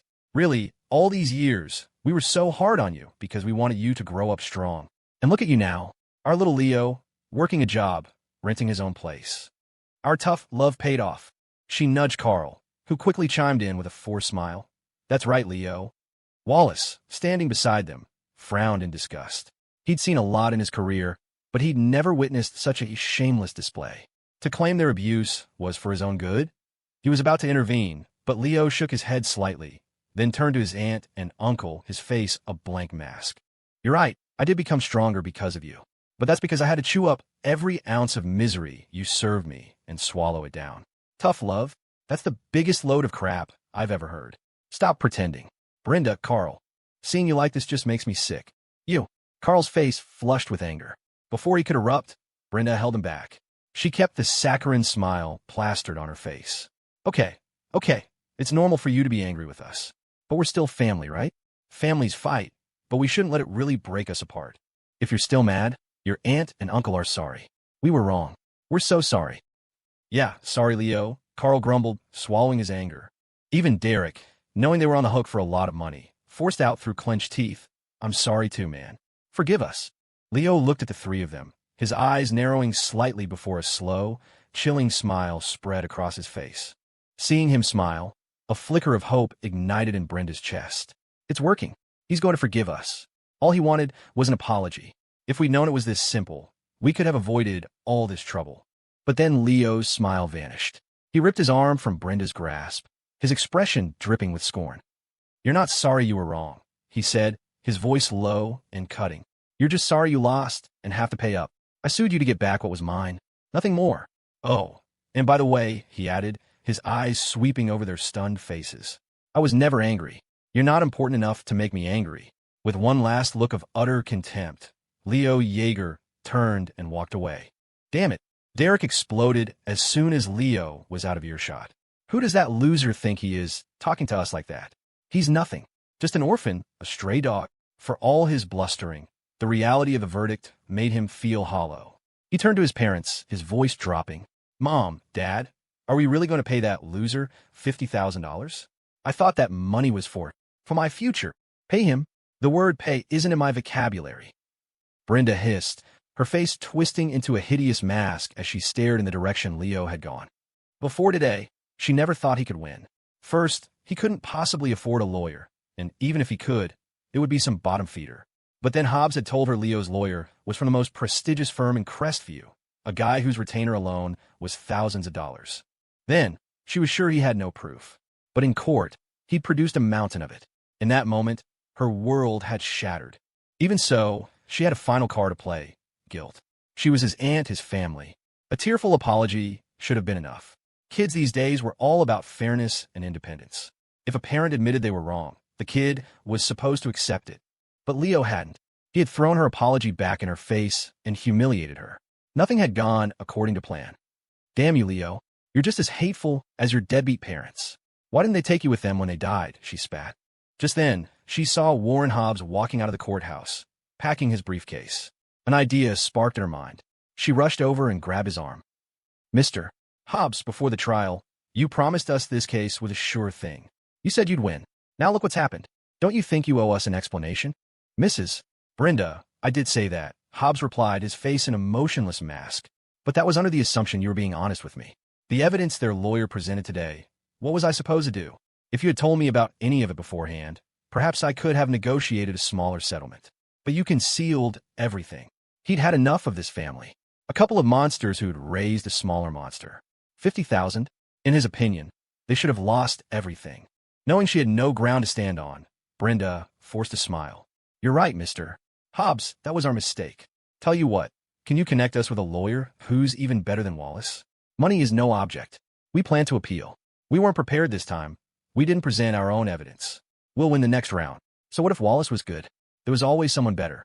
Even if it cost double Wallace's fee, it was still cheaper than paying Leo 50 grand.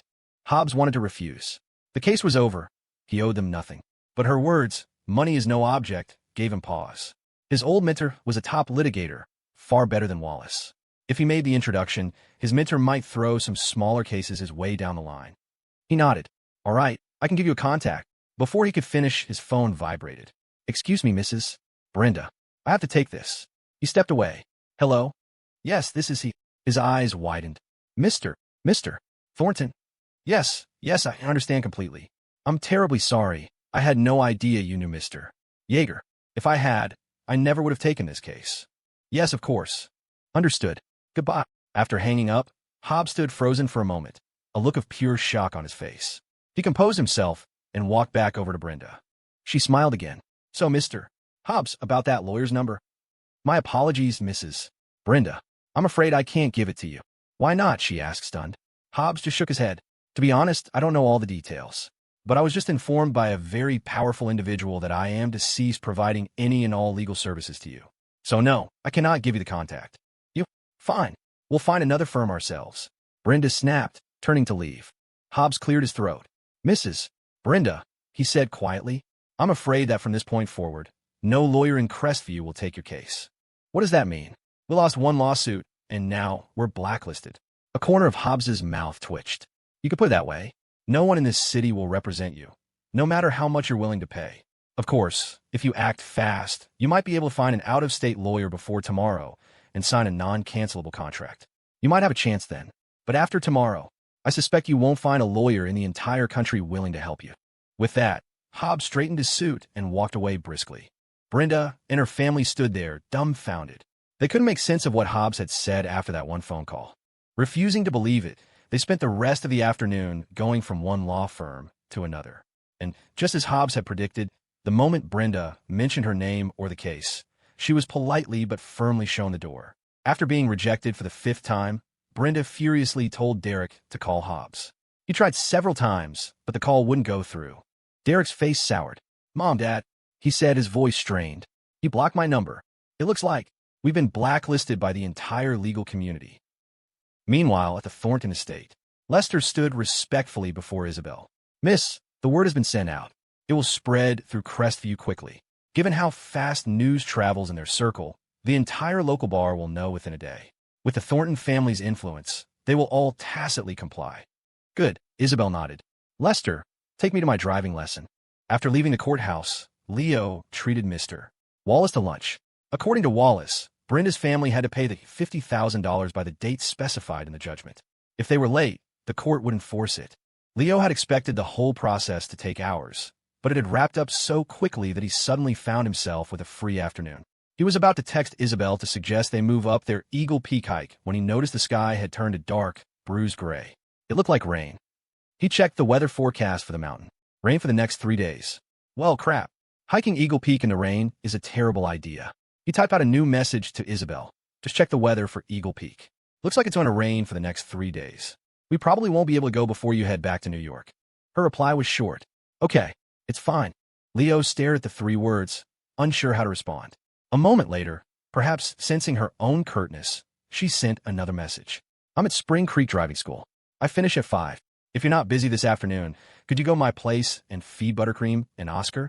I went back to the estate earlier, so they haven't had lunch. On my way, he typed back instantly. He drove Kevin's dad's old Honda Accord back to the Maplewood. As he parked the car out front, he paused, a slight frown creasing his brow. That's weird. How did Isabelle know I wasn't busy this afternoon? I'm pretty sure I told her I'd be swamped during the day. He mulled it over for a minute before coming to a conclusion.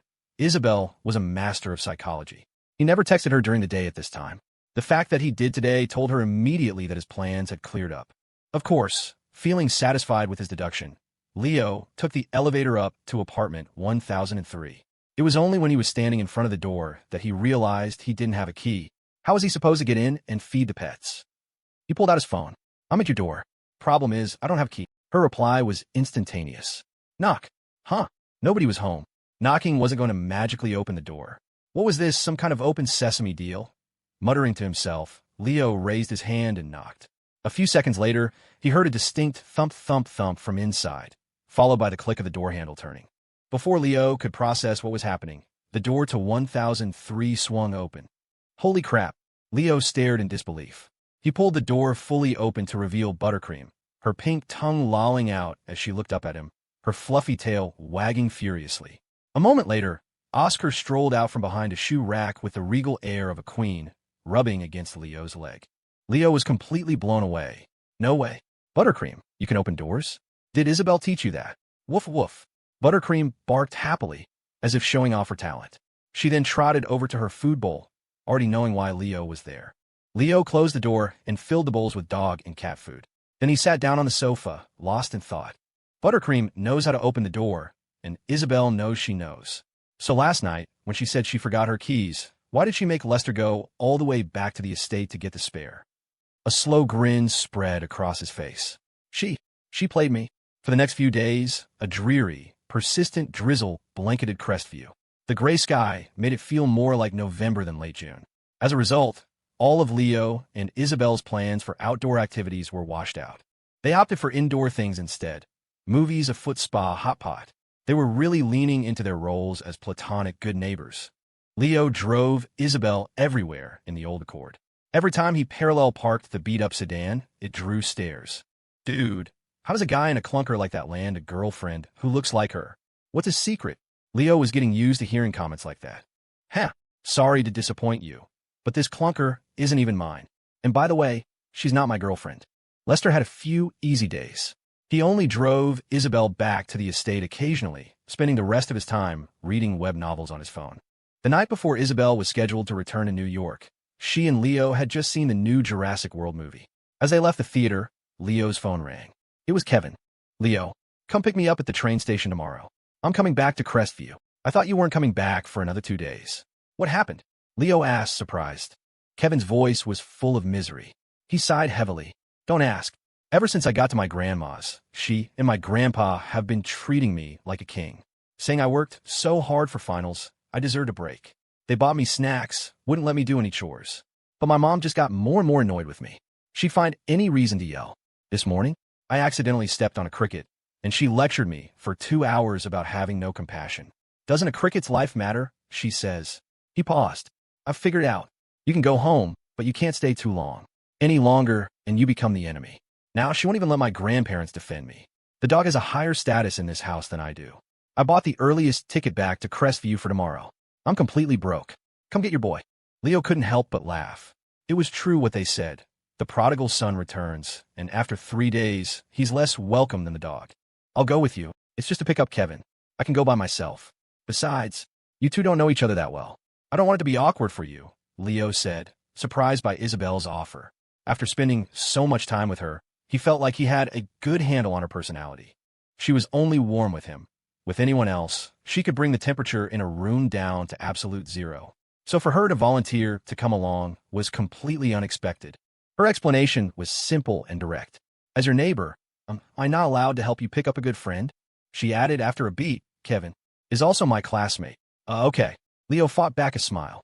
You call him knucklehead in your head all day, and you almost just let slip. Just then, Isabelle's inner voice drifted into his thoughts again. Tomorrow is my last day in Crestview. If that knucklehead is coming back, Leo will go get him and probably spend the whole day with him. If I don't go along, I might not get to see Leo at all. I have to go back to New York. I'm going to miss him so much. The tone of her thoughts was different this time. Leo could clearly sense the melancholy and reluctance in her voice, a stark contrast to her cool, impassive expression. Realizing the true reason she wanted to come, a pang of sadness hit Leo as well. It was true. Tomorrow was the last day. After that, Isabelle would leave Crestview and return to New York, to the world where she truly belonged.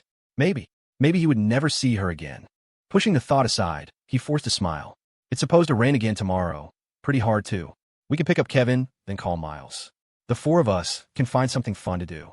More options than just two people. I'm very busy. I have my driving lesson, Isabelle said, lifting her chin, her expression as frosty as ever. Huh, you little tsundere. You're dying to go, but you have to put on this whole act, don't you? Leo suppressed a laugh and put on a troubled expression of his own. Well, if you're that busy, I guess after we pick up Kevin, I can just drop you off at the driving school. The three of us can hang out. No, absolutely not. Leo, why didn't you insist a little more? I really want to go. Ugh, Isabelle, why do you have to be so stubborn? Why couldn't you just say yes? Hearing the frantic shouting in her mind, Leo found it incredibly endearing. The contrast was just too much. Isabelle pressed her lips together. On second thought, she said quickly, I think I'll go with you guys tomorrow. Oh, are you sure you won't feel put out, neighbor? I won't. It won't be an inconvenience. It won't. So, Leo, stop it. Isabelle cut in, her tone suddenly urgent. The second the words left her mouth, she realized she'd lost her composure. A wave of regret washed over her, and a faint blush colored her cheeks. Her reaction made the corners of Leo's mouth lift. That was satisfying. He couldn't help but think, see if you try to be stubborn next time. The next morning at 8, the rain was coming down hard. Even though it was late June, the sky was as dark and gloomy as a winter afternoon. After grabbing breakfast at a diner downstairs, Leo and Isabelle set off for the train station in the Old Accord. The wipers swished frantically across the windshield. Leo kept the speed down for safety, cracking both their windows just a sliver. The breeze caught a strand of Isabelle's hair and blew it onto Leo's right shoulder, carrying a faint, clean scent. Leo cleared his throat. So, Kevin's train gets in at 9. We can head straight out from there and grab lunch somewhere. Okay, in that case, who's going to feed Buttercream and Oscar? I'll tell Lester to take them back to the estate at noon. At the mention of her home, Leo's eyebrows rose. He seized the opportunity to ask something that had been bugging him. Lester probably doesn't have a key to your apartment, right? And he can't just use the spare without your permission. All right, so how would he get in? Buttercream would let him. Isabelle started to say automatically, then clamped a hand over her mouth, her eyes widening in panic as she looked at Leo. A smirk played on Leo's lips. Huh, so you didn't know Buttercream could open the door, which means the other night, you deliberately said you didn't have your key. You could have just knocked and had the dog let you in. How is he still thinking about that? I'm busted. Darn it, darn it, darn it. Isabelle was speechless for a moment, but she quickly regained her composure, lifting her chin coolly. I taught Buttercream how to open the door after I got home that night. I've seen videos online. It takes at least a week to train a dog to do a specific trick like that. Buttercream is smart, and I guess you think I'm stupid, Leo said, turning to look at her, a playful smile on his face. He wanted to see her expression as he slowly dismantled her lies. To his surprise, she just shook her head. No, I don't. Yes, you do. Cat got your tongue. Isabelle fell silent, her gaze drifting out the window. She wouldn't say another word, no matter what Leo said, fully committing to her high and mighty persona. La la la. I can't hear you. Leo's gotten too smart. This is bad. Her stonewalling made Leo laugh. He'd almost forgotten his neighbor's ultimate move, playing dumb. When she couldn't talk her way out of a lie, she either went silent or brought up their neighbor status. 30 minutes later, they arrived at the train station. With 5 minutes until Kevin's train arrived, they stood at the exit gate, waiting. Soon, a stocky, dark-skinned figure appeared in Leo's line of sight. He didn't even notice the girl standing next to Leo as he bounded over and threw his arms around him. Leo, man, I missed you so much. Isabelle's gaze dropped, a flash of murderous intent in her eyes. Knucklehead, who gave you permission to hug my Leo? The instant Kevin hugged him, Leo heard Isabelle's almost a roar of a thought. He flinched and quickly pushed Kevin away. Whoa, easy there. We've only been apart for a few days. No need to get so dramatic. Kevin blinked, confused. Before he could react, he felt an icy chill on his back. Isabelle had stepped up behind him and was poking him gently with a long, slender finger. Kevin, she said, her voice flat. Don't you think this is an inappropriate place to be hugging Leo? Kevin spun around. Seeing Isabelle standing there, his jaw dropped. Isabelle? You're here too. No wonder he'd felt that chill. He just hugged her platonic good neighbor right in front of her. It was a miracle she hadn't actually killed him. Leo coughed, trying to clear the air. My neighbor, Isabelle, is heading back to New York tomorrow, maybe for good. I figured since we're classmates and neighbors, I should show her a good time on our last day. So she came along to pick you up. Oh, okay, that makes sense. So you're really leaving, Isabelle? Kevin said, nodding in understanding. Hearing Leo say she might be leaving for good, Isabelle narrowed her eyes at him. A small smile tugged at her lips. My dear Leo, you seem to have misunderstood something. She didn't correct him, though, just gave Kevin a non-committal hum. Hearing her confirm it, Kevin sighed dramatically. Well, I guess it's true. A rich girl like you is never really part of our world anyway. He shot a meaningful look at Leo, as if to say, she's leaving, man. You better make your move today, or you might never see her again. You're telling me you won a lawsuit against your aunt, and they have to pay you 50 grand? Don't call it paying me. It's returning what's mine. It was always my money, Leo said with a relaxed smile as he drove. On the way from the station, Kevin had asked what he'd missed. Leo decided to just tell him everything, right in front of Isabelle. From the back seat, Kevin was practically buzzing with excitement. Man, I knew I shouldn't have gone to my grandma's. I should have been there in court with you. Now that you've finally cut ties with them, you don't have to hold back anymore. I never liked your aunt's family, especially Derek. He's your cousin, but he never treated you with any respect. If it weren't for modern laws, I'd have shown him what my fist feels like. Don't worry, he'll get what's coming to him someday, Leo laughed. And once they transfer the money, I'm taking you and your parents out to a nice dinner. If it weren't for them, I never would have had a phone or known how to gather evidence when I was a kid. Dude, we're brothers, don't mention it. Well, you can skip taking my parents out. Just treat me, Kevin said with a cheeky grin. For once, Leo didn't argue. In the passenger seat, Isabelle listened quietly, her expression neutral. But inside, her heart ached for Leo.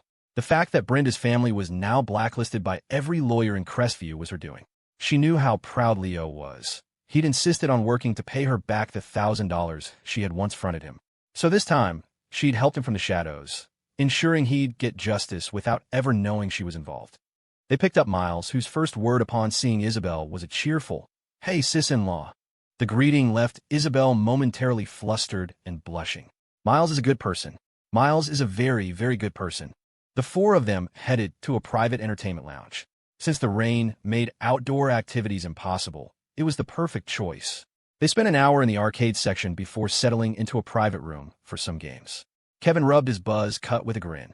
My mom loves mahjong, so I grew up watching her play. I'm going to destroy you guys today. Leo, Miles, Isabelle, prepare to have your wallets emptied. Go easy on me, Kevin. You know I suck at this, Miles pleaded. Leo and Isabelle both claimed that, as studious types, they weren't very good at it either. Half an hour later, Kevin stared at his last remaining chip in stunned silence. A muscle in his cheek twitched. I thought you two said you weren't very good at this. Leo shrugged. I don't know. Every time I needed a tile, my neighbor would discard on her next turn. It would have been rude not to win, right? Isabelle added. I don't know either. I just kept getting winning hands. Furious, Kevin suggested they play the card game bang. But he was quickly dumbfounded again. Leo drew the card for the outlaw Bart Cassidy. Isabelle's eyes lit up, and she immediately chose the character Calamity Janet. When the roles were dealt, Kevin was the sheriff, Miles was the renegade, Leo was an outlaw, and Isabelle was a deputy. This is it. Kevin cheered. With Isabelle's luck on his side, this was a guaranteed win.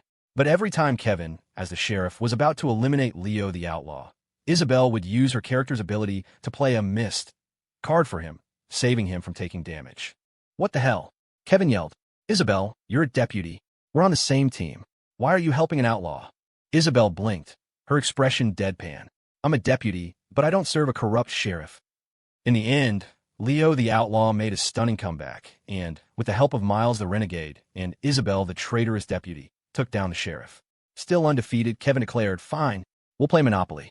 There's no way you two can team up in that.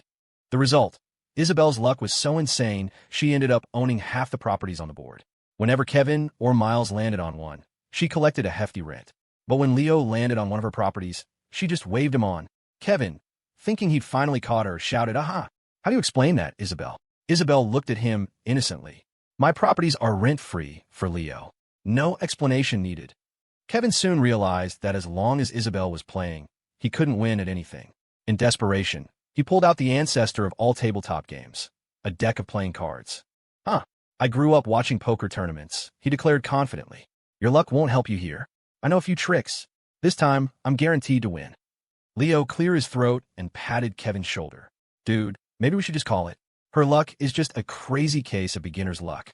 "No way." Kevin refused to believe it. The game began, and, unsurprisingly, Leo and Isabelle worked in perfect sync, a seamless combination of offense and defense that left Kevin completely bewildered. He just sat there, a glazed look in his eyes, as if his brain had been broken. He picked up a joker card, stared at it for a long moment, and muttered, "Is this my new ID?" "Bro," Miles began. Kevin's eyes lit up. "Miles, you see it too, right? It's because they're teaming up that I can't win." "Well," Miles glanced at Leo and Isabelle, then sheepishly handed his own joker card to Kevin.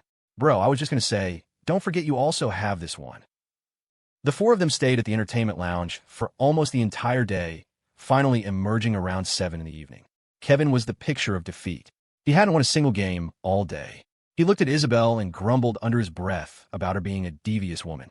It used to be him and Leo against the world, an unstoppable duo. Now, with Isabelle in the picture, Leo was deploying couples combo moves with her. Was there no justice? No decency? Weren't you two supposed to be platonic good neighbors? Isabelle, on the other hand, seemed to be in an excellent mood. She pursed her lips and spoke up. "Dinner's on me." The offer of free food instantly vanquished all of Kevin's complaints. His eyes lit up. Miles, however, waved his hand apologetically. "Thanks, sis-in-law, but I have to get home and make dinner for my grandpa. My grandma's back has been acting up, so I've been handling the cooking." "Miles, you are a wonderful, wonderful person." Isabelle's eyes crinkled at the corners, clearly trying to hide her delight. She loved it when Miles called her that. "I'll have Lester drive you home," she said. "Oh no, you don't have to. I can take the bus," Miles said, flattered. But Isabelle had already made the call. A few minutes later, the black Maybach pulled up silently beside them. "Lester, please take my good friend home." "Of course, miss." Lester gave a slight bow, then got out and opened the door for Miles. The scene made Leo's eye twitch. Miles really lucked out and got on her good side. With Miles gone, the remaining three decided on a newly opened Chongqing hot pot restaurant nearby. "I don't think this is very authentic," Kevin complained after a few bites. "It's not as spicy as the hot pot my mom and I had when we went to Chongqing." Leo smacked him lightly on the back of the head. "Shut up. You're basically a fugitive who ran away from home with pockets cleaner than your face. Someone's treating you to dinner, so be grateful instead of picky." "You're right, Thanks, Isabelle," Kevin said, scratching his head. Isabelle, it turned out, couldn't handle spicy food very well. After just a few mouthfuls, her lips were bright red. She clearly wanted to hiss in pain, but held it in because Kevin was there. Tiny beads of sweat formed on her forehead. She finally put her chopsticks down. "Leo, what are your plans for the rest of the summer?" "Well, Kevin and I are going to try to start a little business, make some money for tuition and living expenses. It's pretty much what we do every summer." "I see." Isabelle nodded gently. After a moment, she spoke again. "Scores come out in 4 days. You're still applying to the University of Crestview, right?" "Yeah, I think I told you that before." "Yes, you did. So." She opened her mouth as if to say more, but the words wouldn't come out. Leo knew exactly what was happening. She knew she was leaving tomorrow, and she wanted to talk to him as much as she could. The truth was, ever since he'd learned she was going back to New York, he'd felt a growing sense of loss. Once she left, they might never see each other again. 2 months ago, she had appeared next door like a ghost in the night. Despite her icy exterior, she had never been cold to him. It felt like she had just stumbled into his life one day and started painting his black and white world with a palette of vibrant colors. Now that she was leaving, he felt like those colors were about to fade back to gray. But wasn't that what being young was all about? A continuous, breathless cycle of hellos and goodbyes. He managed a resigned smile. "When you get to New York, send me some pictures. I've never been out of the state." "Okay, Leo, you could just come with me to New York. Then you could take me to all the places I wanted to go as a kid, but was too scared to visit by myself." Hearing her thought, Leo's heart skipped a beat. But this time, he had to pretend he didn't hear it. He knew by now that Isabelle liked him. Starting a relationship wouldn't be hard. All he had to do was cross that line. But he was also painfully aware of the massive chasm between their lives, their families, their futures. Even if they got together, what then? So he pretended not to understand, forever repeating the mantra, Isabelle and I are just platonic good neighbors. Sitting beside them, Kevin sighed internally. Damn, these two are masters of playing dumb. It's so obvious neither of them wants to say goodbye, but they're both too stubborn to admit it. Seeing his chance, Kevin jumped in. Isabelle, since scores are coming out so soon, why don't you stay in Crestview for a few more days? You can head back after they're released. He was trying to give Leo an assist. In his mind, if she stayed, he could play matchmaker and push them together. If they were officially a couple, maybe she'd even consider applying to the same university as Leo. As Kevin spoke, Leo looked up at Isabelle, a flicker of hope in his eyes that he wasn't even aware of. But Isabelle just shook her head. I can't. My father is not a man who takes no for an answer. I have to be back in New York tomorrow. Right, Leo said, the hope in his eyes dying. It was true. Over the past 2 months, their outings had often been cut short by a call from Lester, saying her father was back at the estate. Her dad was clearly a formidable figure, and as much as Isabelle hated it, she always went home when summoned. Kevin sighed again. So much for the wingman. You guys eat. I need to use the restroom. Drank too many iced teas, Leo said, getting up. Of the 3 of them, only Kevin was unbothered by the spice. Leo had already downed 3 bottles of Snapple. The moment Leo was gone, Isabelle turned to Kevin, her expression serious. Kevin, huh? What's up, Isabelle? Kevin asked, surprised. He was pretty sure this was the first time she had ever said his name. Isabelle bit her lip. There's something I need to tell you. Will you? After she finished, Kevin's eyes went wide. He stared at her in utter disbelief, as if she had just told him the world's biggest secret. When he recovered, he shook his head emphatically. No way. Leo's my brother. I would never, ever betray him like that. $500. I don't need your money. Kevin Sheong is a man of integrity. 1,000. Do I look like that kind of person? Are you trying to insult me with money? What a joke. Isabelle's face remained impassive. She took a sip of water. 2,000. A huge grin spread across Kevin's face. Hee. Isabelle, you're an excellent judge of character. Leo whistled as he walked into the men's room, completely oblivious to the transaction that had just taken place. As he approached the urinals, he saw 2 guys reeking of alcohol, unzipping their pants. Fletch, man, it's been years since we took a leak together. Huh. One said in a thick drawl. Remember when we were kids, we'd stand on that hill, facing into the wind, see who could go the farthest? Yeah, good times. Want to have a go now? Let's do it. The 2 of them took a step back and began their juvenile competition. A moment later, the first guy laughed. Casey, your technique sucks, man. Good thing there's no wind, or you'd be soaking your shoes. And, no offense, but not much has changed since we were kids. Yeah, whatever. Leo found their antics amusing as he took the empty spot between them and began to relieve himself. The arrival of a stranger made the 2 men fall silent, but their eyes couldn't help but drift sideways. In the next second, their jaws dropped. They looked at each other, their faces a mixture of shock and awe. Casey, I think I'm drunk, Fletch whispered. Fletch, I think I've had way too much to drink tonight, Casey replied. They finished up and silently shuffled out of the restroom, leaving Leo alone. Dude, that's just ridiculous. Is that thing trying to get its own electoral vote? When Leo returned to the table, he noticed Kevin had a strange expression on his face. Kev, you look weird. What's up? Huh? And nothing. I wasn't sure before, but now that you're stuttering, I know something's up. Kevin instinctively glanced at Isabelle, remembering what she told him. A wave of guilt washed over him. He wiped a bead of sweat from his forehead. It's probably the spice. I thought you said it wasn't spicy. The afterburn is kicking in. Oh, Leo said, not thinking much of it. It wasn't like Isabelle could have said anything to Kevin while he was gone for 2 minutes. And even if she did, it wouldn't matter. My bond with Kevin is thicker than blood. He'd never sell me out. Soon, they finished dinner and stepped outside. A cool night breeze drifted by. Isabelle's hair fluttered in the wind, her eyes bright and gentle. Right on time, Lester pulled up in the Maybach. Seeing the car, Leo knew this was it. Isabelle would be staying at the estate tonight, not coming back to the Maplewood. This was their last goodbye. She got in the car and rolled down the window, tucking a strand of hair behind her ear as she looked at him. Leo, I had a great time today. Thank you, Leo. I've never gone out with so many people before. I wish we could do this all the time. A pang went through Leo's heart. He stared at her exquisite face, an indescribable sadness welling up inside him. He masked it with a smile. We all had fun. Well, have a safe trip tomorrow. Maybe I'll see you in New York someday. Bye. Isabelle didn't reply, just sat in the car and looked at him. For once, she made no effort to hide the genuine warmth in her eyes. After a few seconds of silence, her lips curved into a beautiful, gentle smile. You know, she said softly, of all the goodbyes, my favorite is see you tomorrow. Isabelle was gone. Leo drove the Accord back to the Maplewood with Kevin. Since Kevin had snuck back without telling his dad, he was planning to crash at Leo's place for a couple of days. On the way, Kevin was still marveling at the evening. Dude, I've been in the same class as Isabelle for a year. Not even her old deskmate Tina has ever seen her smile like that. And then she says something so poetic to you. I'm finding it really hard to believe you two are just platonic neighbors. Leo didn't say anything, his mind replaying her last words over and over. Of all the goodbyes, my favorite is see you tomorrow. He felt like he'd heard it somewhere before, but couldn't place it. Sensing Leo's low mood, Kevin said quietly, Hey, why don't you go see her off at the airport tomorrow morning? She has Lester, so what? You think she'd turn you away if you showed up? Leo just shook his head, a distant look in his eyes. When they got to his apartment, Kevin glanced at 1003 across the hall. He nudged Leo with his elbow.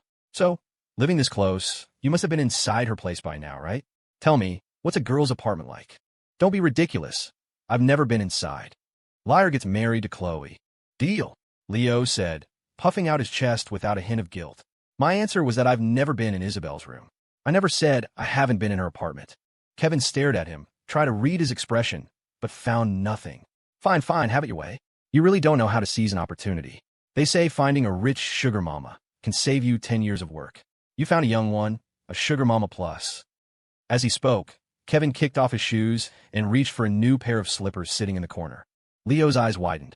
Don't touch those, he yelled. Whoa. Kevin jumped back, throwing his hands up in surrender. Leo ignored him, quickly scooping up the slippers and putting them away. He pulled another pair from the shoe cabinet. You can't wear those. Wear these. Geez, I thought I stepped on your tail or something. They're just slippers. Why are you so protective of them? You think they were worn by Zendaya or something, Kevin grumbled. He didn't hear Leo mutter under his breath. Someone even more beautiful than her wore them. That night, Leo lay in bed, tossing and turning, unable to sleep. A stark contrast to Kevin, who was snoring soundly beside him. 8 o'clock. Leo whispered to the ceiling, his arms folded behind his head. During dinner, Isabelle had casually mentioned her flight's departure time. He hadn't thought much of it then, but now it seemed significant. She was too smart to let a detail like that slip by accident. If she really didn't want him to see her off, she never would have mentioned it. A look of determination settled on his face. Ugh, so tired yesterday. Fell asleep at 11. Kevin mumbled to himself as he stretched, his eyes still closed. It was 6:10 in the morning. Woke up at 6. If my mom saw me up this early back home, she'd drag me out to the fields to... He opened his eyes. The spot next to him, where Leo should have been, was empty. Kevin scratched his head. Did my snoring get so bad he moved to the couch? He padded out to the living room, but Leo wasn't there either. A quick search of the apartment revealed he was gone. No way. It dawned on him. He rushed to the window and looked down at the street. The beat-up old Honda Accord that was supposed to be parked there was gone. On the airport expressway, a battered black Honda Accord sped down the highway. Leo had barely slept. He was terrified he'd oversleep and miss Isabelle's 8 o'clock flight. His first thought had been to go straight to her family's estate, but he quickly realized he had no idea where it was. Texting her now to ask for the address would be too late. So, at 5 in the morning, when the sky was still a hazy gray, he jumped in the car and headed straight for the airport. Luckily, Crestview only had one. As long as his luck wasn't completely terrible, he'd find her. We're just platonic good neighbors, he muttered to himself, pressing harder on the gas. Seeing a neighbor off at the airport is totally normal. Besides, it's the last time I'll see her anyway. At the same time, a black Maybach passed through the toll booth and entered the airport expressway. But today, the passenger wasn't just Isabelle. Beside her sat a man with a powerful, commanding presence. Richard Thornton, chairman of Thornton Industries. Isabelle sat quietly, her gaze fixed on the scenery blurring past the window. When her eyes grew tired, she would look down and toy with the hem of her floral dress, showing no intention of speaking to her father. Richard Thornton stared ahead, his expression stern and thoughtful. Finally, he broke the silence. Isabelle, You've graduated now. You're an adult. I expect you to build a better relationship with Sharon. She is your stepmother, and we've been married a long time. It's time you started calling her Mom. My mother passed away a long time ago, Dad, Isabelle said, her voice perfectly calm. Her indifferent tone made Richard frown, but his expression quickly softened. When she's angry, she looks just like her mother. He sighed. Isabelle, I've been patient with you on this matter. I know it wasn't easy for you to accept a stepmother so quickly, but things are different now. Because... He paused. Sharon is pregnant. Isabelle's body went rigid. Her hands stilled on her dress. After a long silence, she asked, So? Richard's voice softened slightly. Isabelle, I need you to be more mature and accept this. When the baby is born, you'll be a big sister. You need to look after your little brother or sister. She looked up, her face a blank canvas. Did you forget, Dad? When I was little, the only ones who took care of me were the nannies and the maids. I was very busy back then. You have to understand. Yes, he was busy with work, and busy marrying Sharon, a woman 12 years his junior. Isabelle shook her head. I'm sorry, Dad. I only have one mother. I will not call anyone else Mom. Isabelle, don't be so childish. Richard's voice hardened with anger. He expected her to back down, the way she always did when he got angry. But this time, she just stared back at him, her eyes welling up with tears she refused to let fall. She bit her lip. Dad, ever since Mom died, you barely came home to see me. The only reason you visit the estate now is if you have business nearby. You don't even know my grades from a single semester. You've never been to a parent-teacher conference. You always send Lester. And now Sharon is pregnant. The baby isn't even born yet, and I already feel like it's going to take my father away completely. You barely have any love left for me, and now a new child is going to take what little is left. Her voice broke with a fresh wave of grief. Dad, you probably think I'm scared of you when you get angry, but I'm not. The only reason I listen to you is because of what Mom told me before she died. She said that after she was gone, I had to take care of you and never make you angry. Because from then on, the only woman in the world who would love you the most would be me. The mention of his late wife left Richard speechless. He didn't know how to respond. He collected himself, his voice firm again. Isabelle, Sharon loves me very much too. Huh. Isabelle closed her eyes, and a single tear finally escaped, tracing a path down her cheek. You're so clueless, Dad. Just then, Lester's voice cut through the tense atmosphere. Sir, miss, we're approaching the airport. If any other driver had spoken at that moment, they would have been fired on the spot. But this was Lester, a longtime retainer of the Thornton family. Richard nodded, deciding to drop the subject for now. She would be in New York for a long time. There was no need to rush it. Lester, after you've settled things at the estate here, I want you to come to New York as well. Lester nodded as he pulled into a parking spot. He was about to reply when he saw a familiar, beat-up sedan and a license plate he recognized. His eyes widened, and he froze for a split second. Noticing his reaction, Richard asked, What is it, Lester? Nothing, sir. Just getting old. An old ache, Lester said smoothly, though his mind was reeling. After he got out of the car, he thought to himself, I have to find a way to tell the young miss. Inside the terminal, Lester retrieved the boarding passes for Isabelle and Richard and handled their luggage. As he racked his brain for a way to tell Isabelle that Leo was here without her father noticing, Richard's phone rang. Hello? What? Why'd they pull their investment? Richard's calm demeanor vanished, replaced by a grim intensity. I'm at the airport. My flight boards in 40 minutes. I could be at the office in 3 hours, tops. Give me the situation report now. He held the phone to his ear and gestured to Lester and Isabelle, indicating they should wait before going through security. Then he walked a short distance away, his face etched with concern as he listened to his subordinate. Seeing his chance, Lester leaned in and whispered to Isabelle, Miss, I saw Mr. Yeager's Honda in the parking lot. Really? Isabelle's eyes, which had been dull and distant, instantly lit up. Lester nodded firmly. I'm certain. I double-checked the license plate. He must have come to see you off. At that, Isabelle's gaze began darting around the crowded terminal, searching. Leo came to see me off. Seeing the joy on his young miss's face, Lester couldn't help but smile. It was as if the mere mention of Leo could transform her into a different person, a world away from the sullen girl in the car. Suddenly, Isabelle froze, her eyes fixed on a spot to her left. She pressed her lips together, but the happiness was spilling out of her eyes. Lester followed her gaze and saw the familiar figure. Miss, you and Mr. Yeager should find a place your father won't easily spot you, he whispered. I'll keep an eye on him. If he finishes his call, I'll let you know immediately. Lester, thank you. Lester smiled and shook his head. My pleasure, miss. You should go. Okay. Isabelle nodded and hurried off in that direction, her walk breaking into a small, eager run. Lester watched her go, then glanced back at the grim-faced Richard Thornton on the phone. He sighed. Sir, always ask why she's so cold to you. If you ever truly paid attention to her, you would have known the answer long ago. Holy crap, this place is huge. Leo was completely overwhelmed.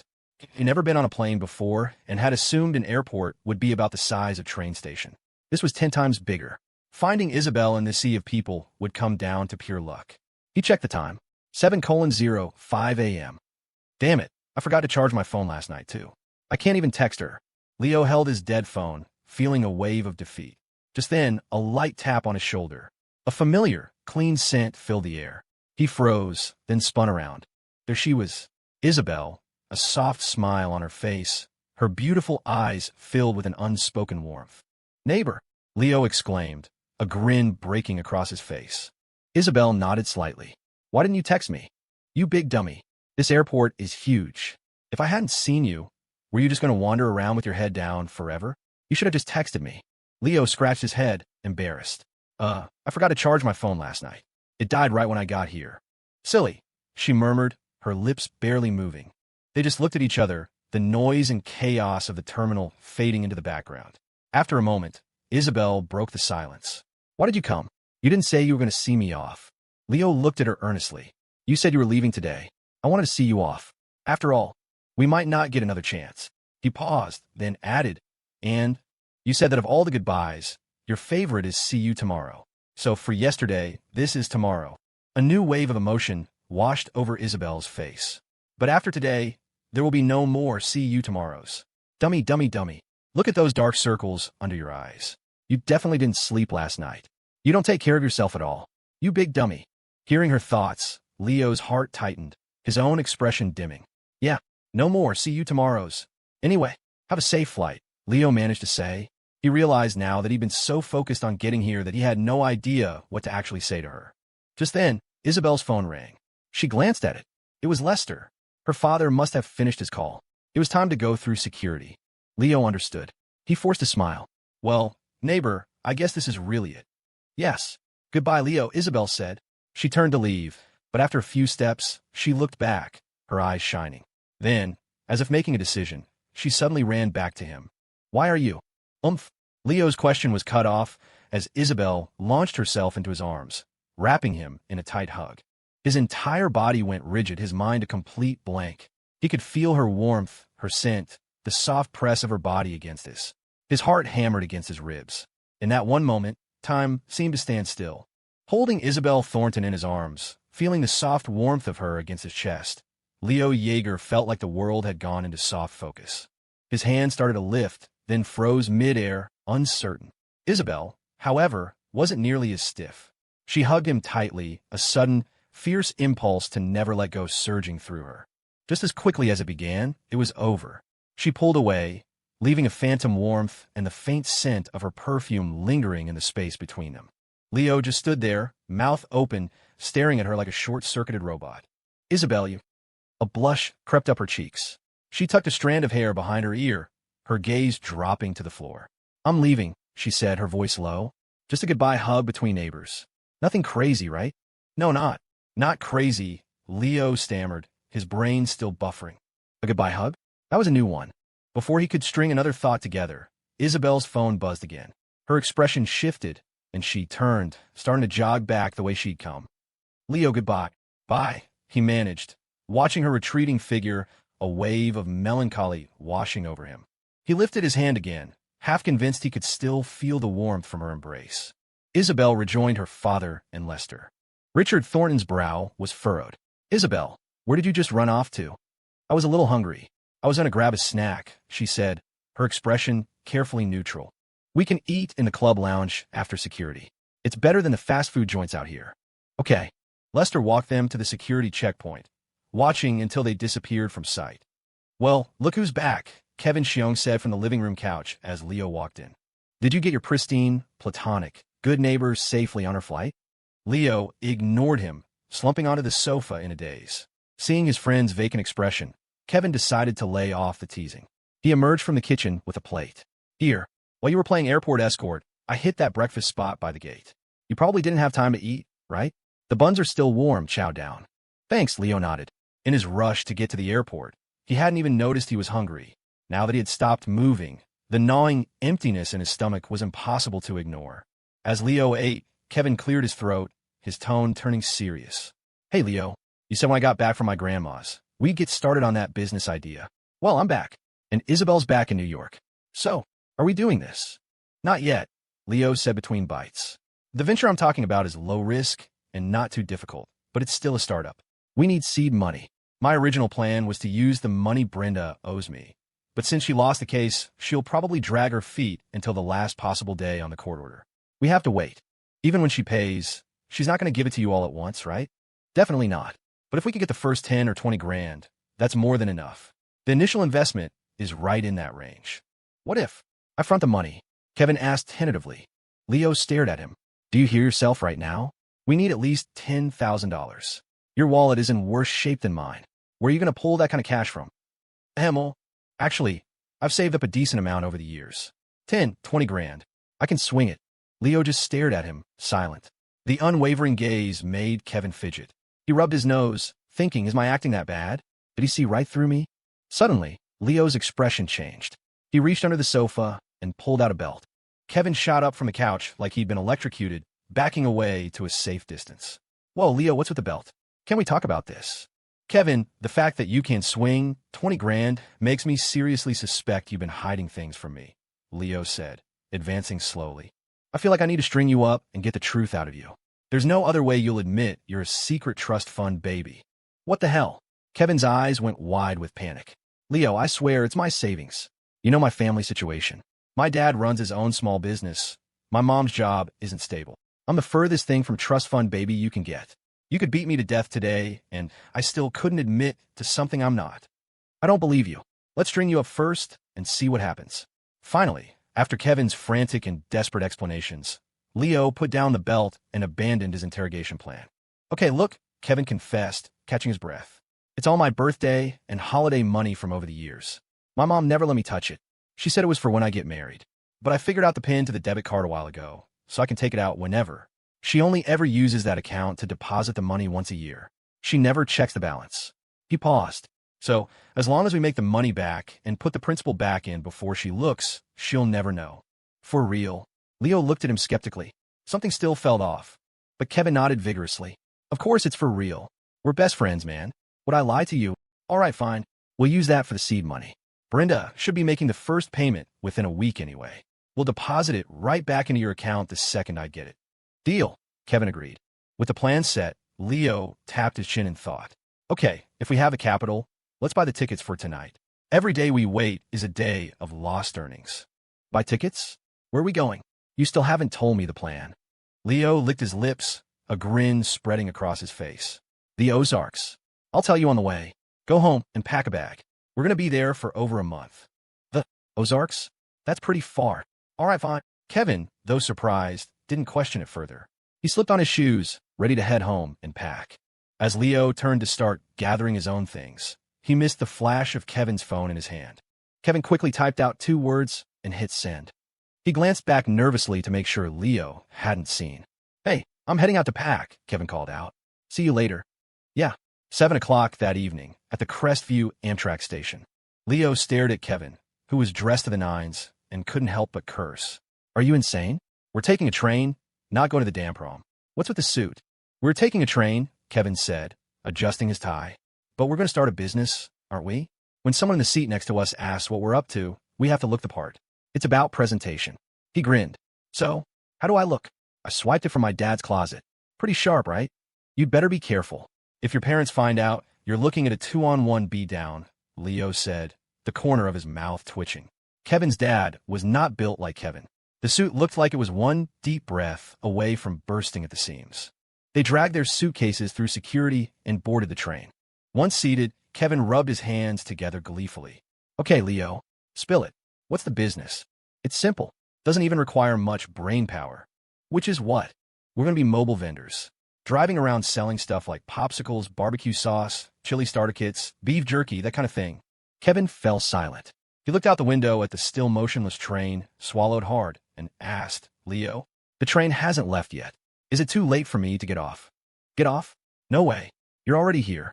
Why would you want to go back? Kevin looked like he was about to cry. I thought you meant a real startup. You know, where we put our heads together. You're the brains, I'm the brawn. Something cool we could be proud of. And now you're telling me we're just driving around selling snacks out of a truck? And look at that list. How are we supposed to make any real money off that? Why couldn't we? Sure, maybe we'll make a little, but we might as well just get jobs on an assembly line. At least we'd make a steady $15 an hour. Leo pursed his lips. Calm down, I'm not finished. I know it doesn't sound like a moneymaker, but our sales strategy is unconventional. Let's say we get popsicles wholesale for 20 cents each. A corner store might sell them for 50 cents. We're going to sell them for $2. That's $1.80 profit per popsicle. 100 of those is $180 profit. A bottle of barbecue sauce costs us $4 wholesale. Stores sell it for $7. We'll sell it for $12. That's $8 profit per bottle. 100 bottles is $800. Our profit margins will be several times higher than any regular store. The vague desire Kevin had to get off the train a moment ago had just become an overwhelming, desperate urge. He pressed his face against the window, his expression pure despair. Leo, I'm not trying to be a jerk, but you're usually a smart guy. How did you come up with such a crazy, half-baked idea? It sounds great when you put it like that, but if you could actually sell things at that kind of markup, every supermarket and convenience store would already be doing it. Why would any customer buy from us when they can get the exact same thing down the street for way cheaper? Leo just smiled serenely and looked out the window. The train had started to move, slowly picking up speed. Kevin, realizing his escape was no longer possible, slumped in his seat with a look of utter defeat. It's over. It's all over. Only then did Leo continue. Under normal circumstances, you'd be right. No one would choose the more expensive option for the same product. That's the key. The reason we're going to the Ozarks is to find places where people know they could get it cheaper somewhere else. But they have no choice but to buy from us at our price. It's a traveling general store, Kevin said, a flicker of understanding in his eyes. He connected Leo's points and finally saw the whole picture. It was an old concept, a modern version of the Yankee peddlers from centuries ago. People who grew up in rural areas in the 80s and 90s would remember them. Back then, transportation was a real issue, and while rural communities weren't destitute, supplies were scarce. The local general store only ever stocked the absolute necessities. So a new kind of peddler emerged, driving from one isolated community to the next, their vans filled with things you could only get in the city. The prices were higher, of course. That was the fee for the convenience, for the effort of hauling it all out there. Seeing that Kevin finally got it, Leo nodded with a smile. But Kevin's face was still grim. Leo, I'm not trying to shoot you down, but it's 2018. That business model is dead. Rural areas have better roads now. The local stores are better stocked. Where are we going to find places that still need a service like that? You're wrong, Leo said. The reason you think those places don't exist is because we live in Crestview, a major city. Of course, there aren't any isolated towns around here. Your grandmother lives out in the country, right? Think back. When you visited her last week, could you buy the same kind of snacks at her local store that you can get at a big supermarket? Even if you could, if you went back the next day or the day after, would they still have in stock? Probably not. Rural stores don't restock daily. They wait until they're nearly out of the essentials. Trust me, it won't just be like this in 2018. It'll be the same in 2020, even 2024. As Leo explained, Kevin's expression slowly changed. He was finally grasping the genius of it. And that's just the standard rural areas, Leo continued. We're going to the Black Fork region of the Ozarks, the really deep mountain hollows. Supplies there are even more limited than you can imagine. I've done the math. We spent a month out there as traveling vendors, and with a few tricks I have up my sleeve, I guarantee we'll be clearing at least $200 a day each. That beats screwing bolts on assembly line, doesn't it? Holy crap. Leo, okay, I take it back. You're a genius. Kevin was stunned. Then a flicker of doubt crossed his face. But are those mountain villages in the Ozarks really like you say? I mean, you've only read about it, right? You haven't seen it for yourself. You idiot. Leo shot back. Have you forgotten? Our old classmate, Brian White, his family is from there. Haven't you seen the pictures he posts on his Instagram every summer and winter break? The reminder hit Kevin like a lightning bolt. His eyes widened in realization. He muttered to himself, "Oh no." Leo frowned. "What's wrong?" "It's bad," Kevin mumbled. "This big, dumb knucklehead is actually about to get rich." Leo, oh.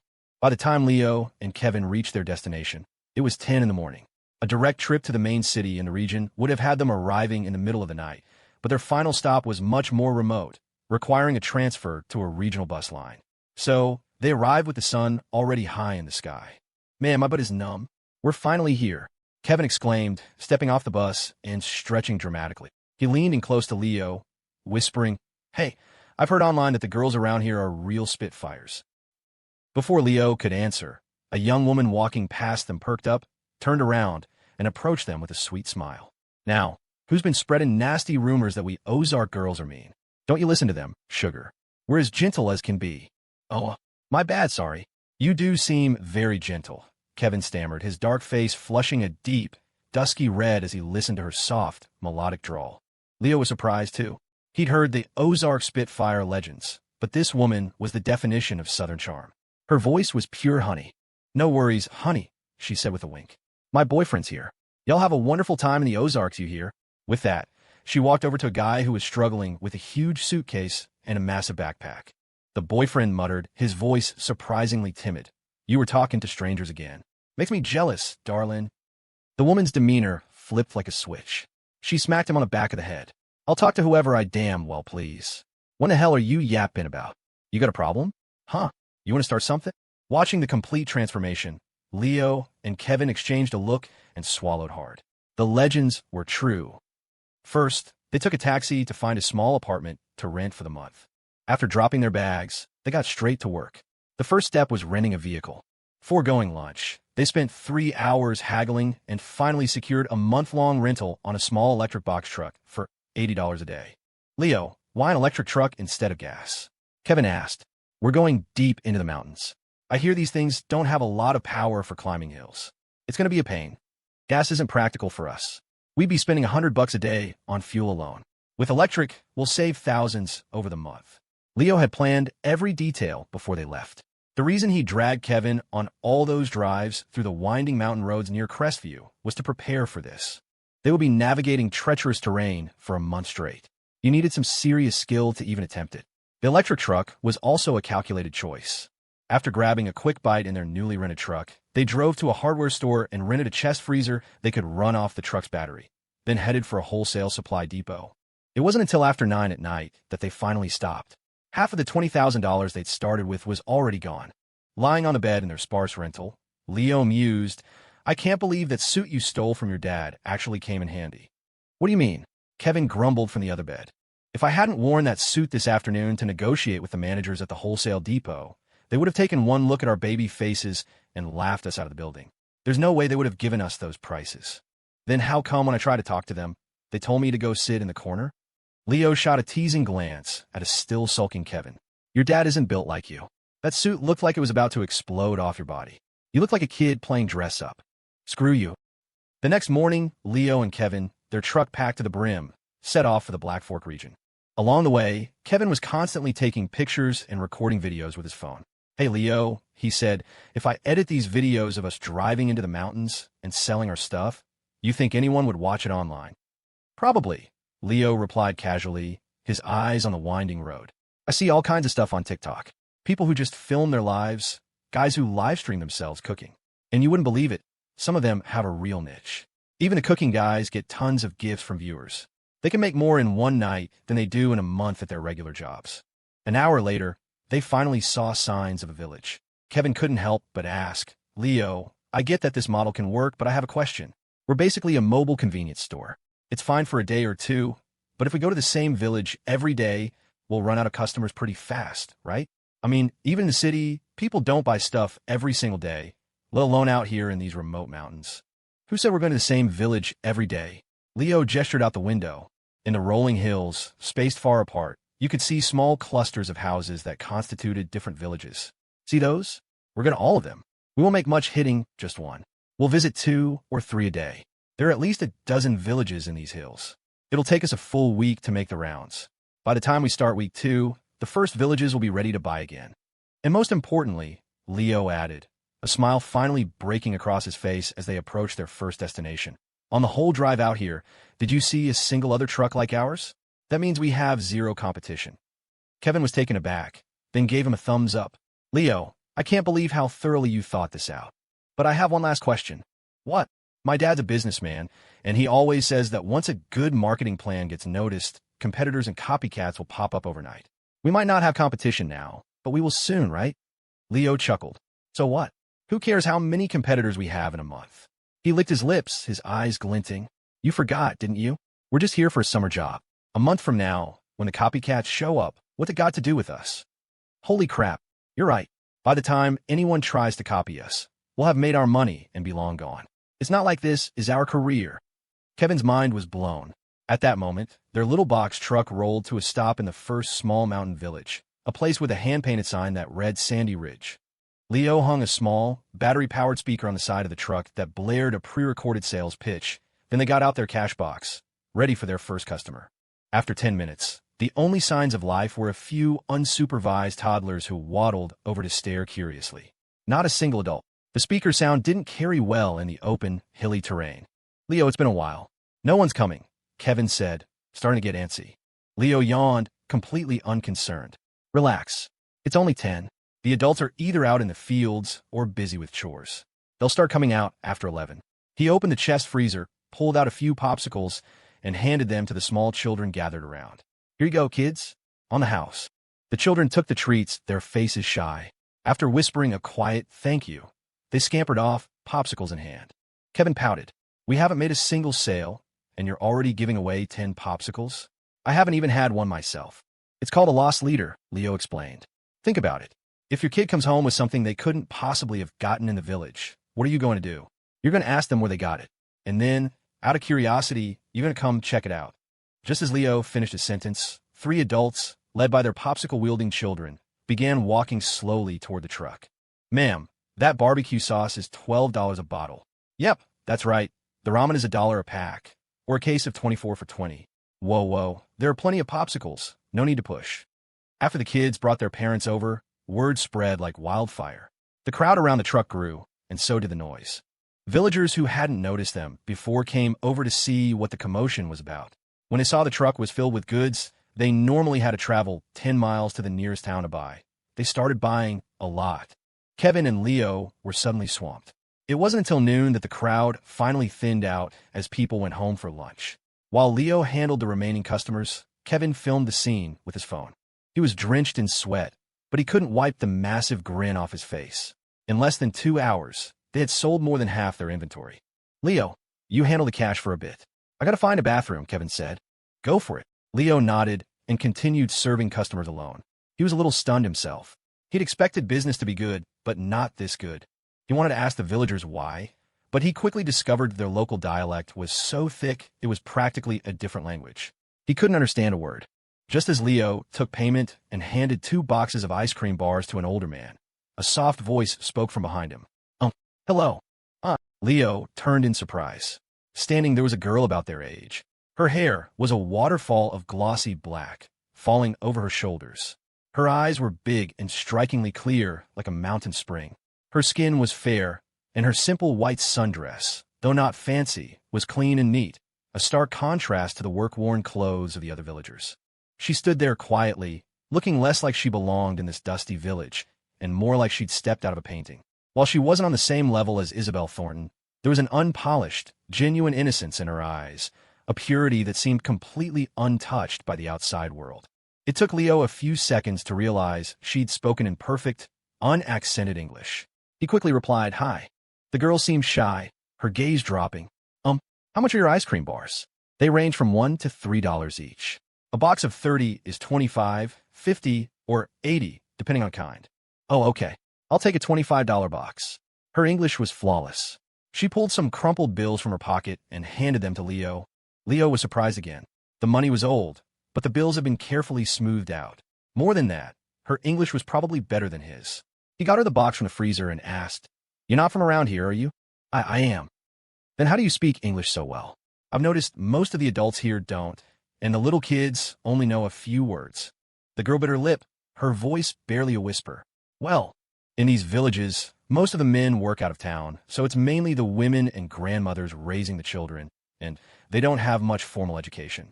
The ones who do usually leave for school and rarely come back. The kids don't really learn English until they start school." Leo nodded in understanding. "So you're an exception?" "No, not really.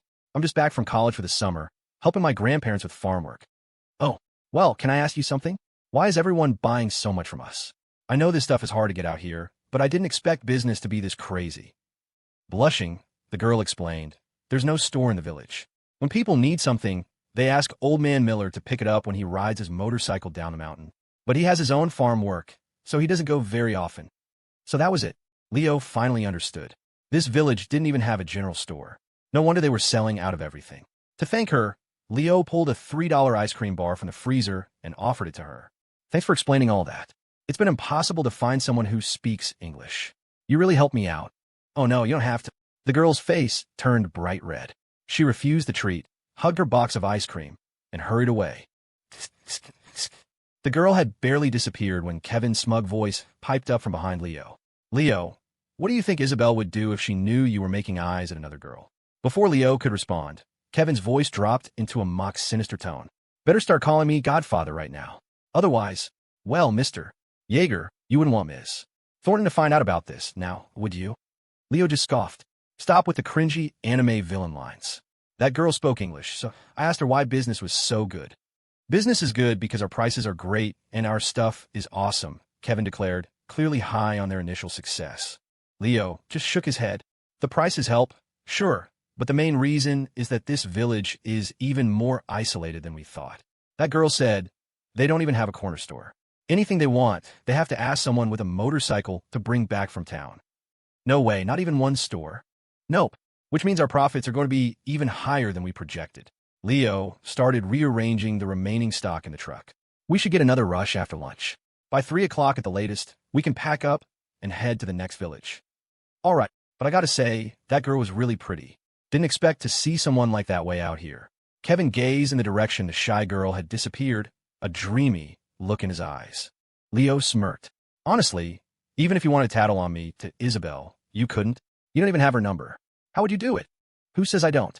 Remember the class Discord? Isabelle joined right before graduation. I could totally add her as a friend right now. And you think someone like Isabelle would actually accept your friend request? Don't be a moron, you big knucklehead.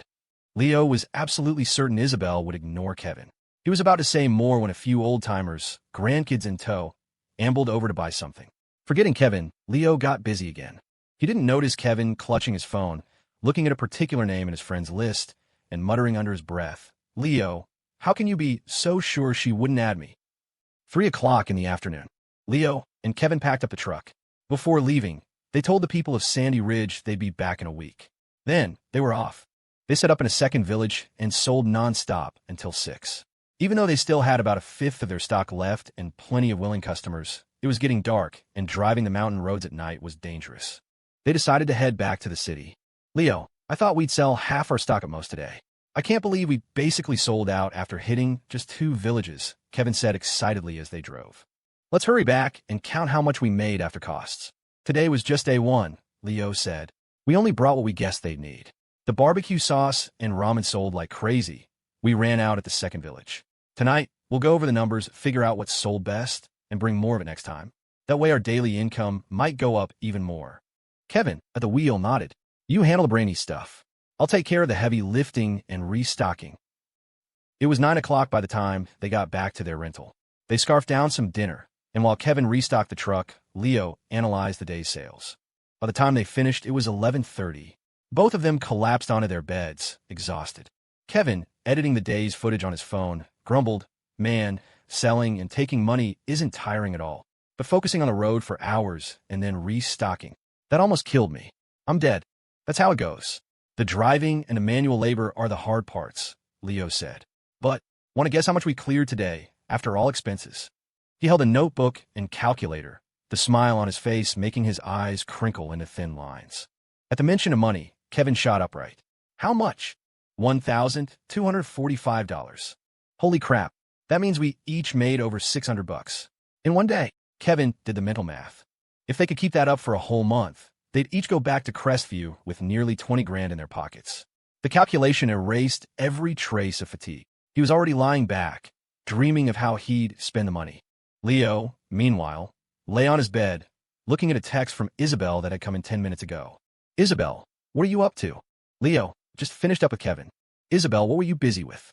Leo glanced at Kevin, who was lost in a blissful, money-induced trance. He quietly slipped out of the room with his phone. If Kevin knew he was giving Isabelle such a detailed report, that whole pristine, platonic good neighbor thing would be officially dead. Once outside, Leo sent Isabelle 3 60-second voice messages, explaining everything. But after he sent them, 10 minutes passed with no reply. Where'd she go? Leo wondered. He decided to go brush his teeth. While he was in the bathroom, his phone, sitting on the counter, finally buzzed. It was a reply from Isabelle. Leo opened it, and his toothbrushing came to an abrupt halt. He felt the air leave his lungs. Whoa! This! Isabelle had sent a picture. It was a first-person shot, looking down at her own long, smooth legs, dangling carelessly. There were still droplets of water on her skin from a recent shower, and her pale, pink toenails were impossibly cute. The text underneath read, "Sorry, just got out of the shower. I listened to your messages. It sounds really interesting. I've never been to a mountain village like that." Gulp! Leo swallowed hard, his mouth suddenly dry. His entire focus was locked on the picture. He barely registered what she'd written. What was she saying? And why only one picture? Is that all I get? Does she think I can't handle more? We're perfectly platonic neighbors, so what's the big deal with sending me a few more? What's the big deal? After texting with Isabelle, Leo went back to the bedroom and grabbed a towel. Kevin looked up, confused. "Leo, where are you going? Didn't you just take one when we got back?" Kevin thought it was strange. Why had Leo become so obsessed with hygiene? Leo glanced at his phone, his expression unreadable. "It's a little hot. Thought I'd take another one." Nighttime, New York City, in a sprawling mansion. Usually, Isabelle was already asleep by this hour. But tonight, after texting with Leo, she was tossing and turning, her face as red as a ripe apple. She squealed in her pillow. "Who possessed me just now? I can't believe I sent Leo a picture like that. Isabelle Thornton, you have no shame." After her shower, she didn't know what had come over her. She looked down at her own pale legs and suddenly remembered that time back at the Maplewood when Leo had come over to play video games and kept staring at her legs and feet. On a bizarre impulse, she'd snapped a picture and sent it. Immediately after she sent it, 3 exclamation points had appeared from Leo. Then a text. "Isabelle, I have to warn you, your legs are almost unnaturally pale. It could be a symptom of a very strange and serious disease." Another text followed instantly. "But don't worry. My great-great-grandfather was the personal physician to the emperor. Just take a few more pictures from different angles and send them to me. I'll help you diagnose it." Reading his messages, Isabelle couldn't help but let out a soft laugh, whispering to herself, "Leo Yeager, I can hear your gears turning all the way from the Ozarks." Of course, she played along, pretending to be completely clueless. She took 3 more photos of her legs from different angles and sent them over. His reply came back. False alarm. You're fine." Oh, Isabelle's eyes narrowed playfully. So Leo likes looking at legs, does he? They chatted a little longer before saying goodnight. But even after putting her phone down, Isabelle was wide awake. She opened their chat history and scrolled through it, rereading everything. She played his 3 60-second voice messages over and over, her cheeks growing hotter with each listen. "It's only been 2 days, and I miss him so much." She pouted, looking around the enormous, empty room with a sigh. This mansion was even more luxurious than their estate in Crestview, but she missed her small, cozy apartment at the Maplewood. Because Leo lived right next door. After listening to his voice messages a dozen more times, Isabelle finally felt a sense of contentment, mixed with a little pride. He told me everything he did after he got there. It wasn't as detailed as the reports she was getting from her other source, but this came from him voluntarily. At that thought, Isabelle bit her lip and opened an online shopping app. Her slender fingers danced across the screen, and soon, a few new items appeared in her purchase history. Black lace trim, over-the-knee stocking sheer, white lace Lolita bow, high socks ultra-thin, crisscross garter-style tights. The next morning at 8, Kevin and Leo, their truck restocked, headed back into the mountains. "Ow, my shoulders are killing me," Kevin complained, needing his own muscles. "I haven't really worked out since the athletic qualifiers. All that heavy lifting yesterday. I woke up feeling like I got hit by a truck." Leo wasn't listening. His mind was replaying the images of Isabelle's legs from the night before. Seeing Leo ignore him, Kevin pouted. "Leo, did you not sleep well? You've got some serious dark circles." "Ahem, just had trouble adjusting to the bed," Leo said, his expression a little unnatural. An hour later, they arrived at a new village. Same routine as before. Leo used a few free popsicles to prime the pump, and soon they were mobbed by customers. Kevin periodically filmed snippets of video to edit later. The day flew by. With the previous day's experience, They had stocked up on the bestsellers and once again returned to the nearly empty truck. After expenses, today's pure profit was $1,350. Leo had just gotten out of the shower when Kevin shot up from his bed, so excited he looked like he might levitate. Holy crap, I'm famous. What are you screaming about now? Leo frowned. Kevin shoved his phone in Leo's face. Remember yesterday, I edited that video of us driving out here and selling stuff and posted it on TikTok. Yeah, what about it? I just did it for fun, you know? I posted it last night and forgot about it. And I was too busy today to check. But just now, I want to upload today's video, and when I open the app, my notifications for likes and comments were all 99 plus. Last night's video, it has over 40,000 likes. Question mark. Leo's eyebrows shot up. He looked at Kevin's phone and saw it was true. The likes were still pouring in every minute, and his follower count had inexplicably jumped to 10,000. Holy shit, what kind of luck did you stumble into? People actually watch this stuff? Leo was floored. Were there really that many bored people online? Kevin was practically vibrating with excitement. I didn't even try, and I have all these DMs from people. I just checked, and some of them are from like actual brands, asking if we want to partner with them. I asked one what they meant, and they said if we sell their brand of product and feature in our videos, they'll not only give us the product for free, but they'll pay us a commission. Question mark. Leo was floored for a second time. He and Kevin added a few of the brands I had messaged them. An hour later, they had, unbelievably, received a $500 deposit. Kevin swallowed hard, and they stared at each other. Leo, if I'm understanding this correctly, that company said they'll arrange a shipment of their product to us tomorrow, and as long as their brand of barbecue sauce appears in our next video, they'll pay us the remaining balance of $1,500. I think that's what they said, Leo replied, still stunned by the deposit notification. On top of that, they discovered that a long-form video with that many views actually generated its own ad revenue. Their first video had already made over $80. Even a normally calm Leo was starting to lose his composure. He stared at the string of numbers, the corner of his eye twitching. Dude, he began. Leo and Kevin sat on their beds, staring at each other. Neither said a word, just watched the TikTok notifications on Kevin's phone. A minute ago, Kevin had cleared them all. Now, less than 3 minutes later, the likes and comments were back at 99 plus. The video was still going viral, and the ad revenue was still climbing. Dude, by tomorrow, this thing could hit 100,000 likes. The ad revenue alone might be a few $100. Unbelievable, Leo breathed. Well, what are you waiting for? Upload today's video. Let's ride this crazy wave. If every video gets 1 million views, that's like $150 a pop. Plus we could get a steady stream of free inventory and commissions for brands. Right, uploading now. Kevin quickly posted the new video. When he was done, they looked at each other again, their eyes shining. This meant they wouldn't even have to pay for most of their stock anymore. They were getting it for free and getting paid on top of that. The realization wiped away all their exhaustion, replacing it with a giddy excitement for the next day. Neither of them slept much that night.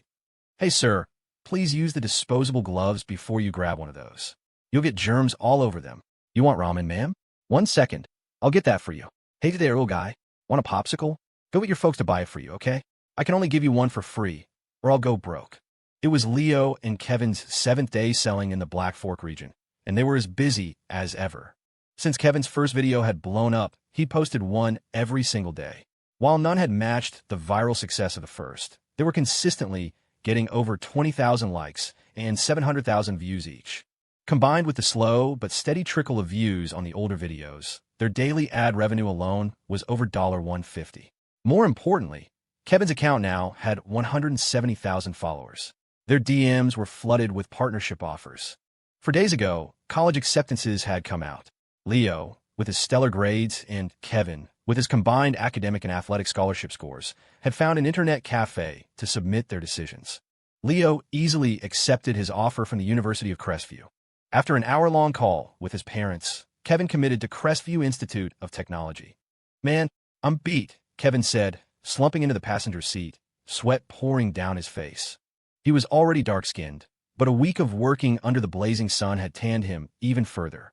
The nickname, Knucklehead, was starting to look literally accurate. Leo drove, his tone matter-of-fact. This is the last village for the week. After this, we circle back to Sandy Ridge tomorrow. Time flies. Let's see. In 1 week between sales for brand commissions and video revenue, we've cleared almost $6 grand, right? Yep, Leo nodded. Without the videos and sponsors, We'd be lucky to have made 1,000 each by now. With the sponsorships, half our inventory is pure profit, no cost to us. He continued, I was looking at the comments on the videos the last couple of days. I figured out why they're so popular. We're tapping into nostalgia. A lot of our viewers are millennials who grew up in the country.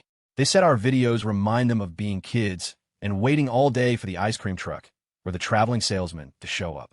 And some people just find the process of watching us sell stuff weirdly satisfying. Kevin didn't care about the why. He rubbed his hands together eagerly. Let's just get back to Sandy Ridge. I didn't get a chance to talk to that girl last time. I wonder if she'll be there again. Just then, Leo pulled the truck into their last stop of the week. It was already 4 in the afternoon, and villagers were sitting outside their homes. A group of old men were playing checkers, surrounded by a gaggle of kids playing in the dirt. The moment they saw the truck, they all flocked over.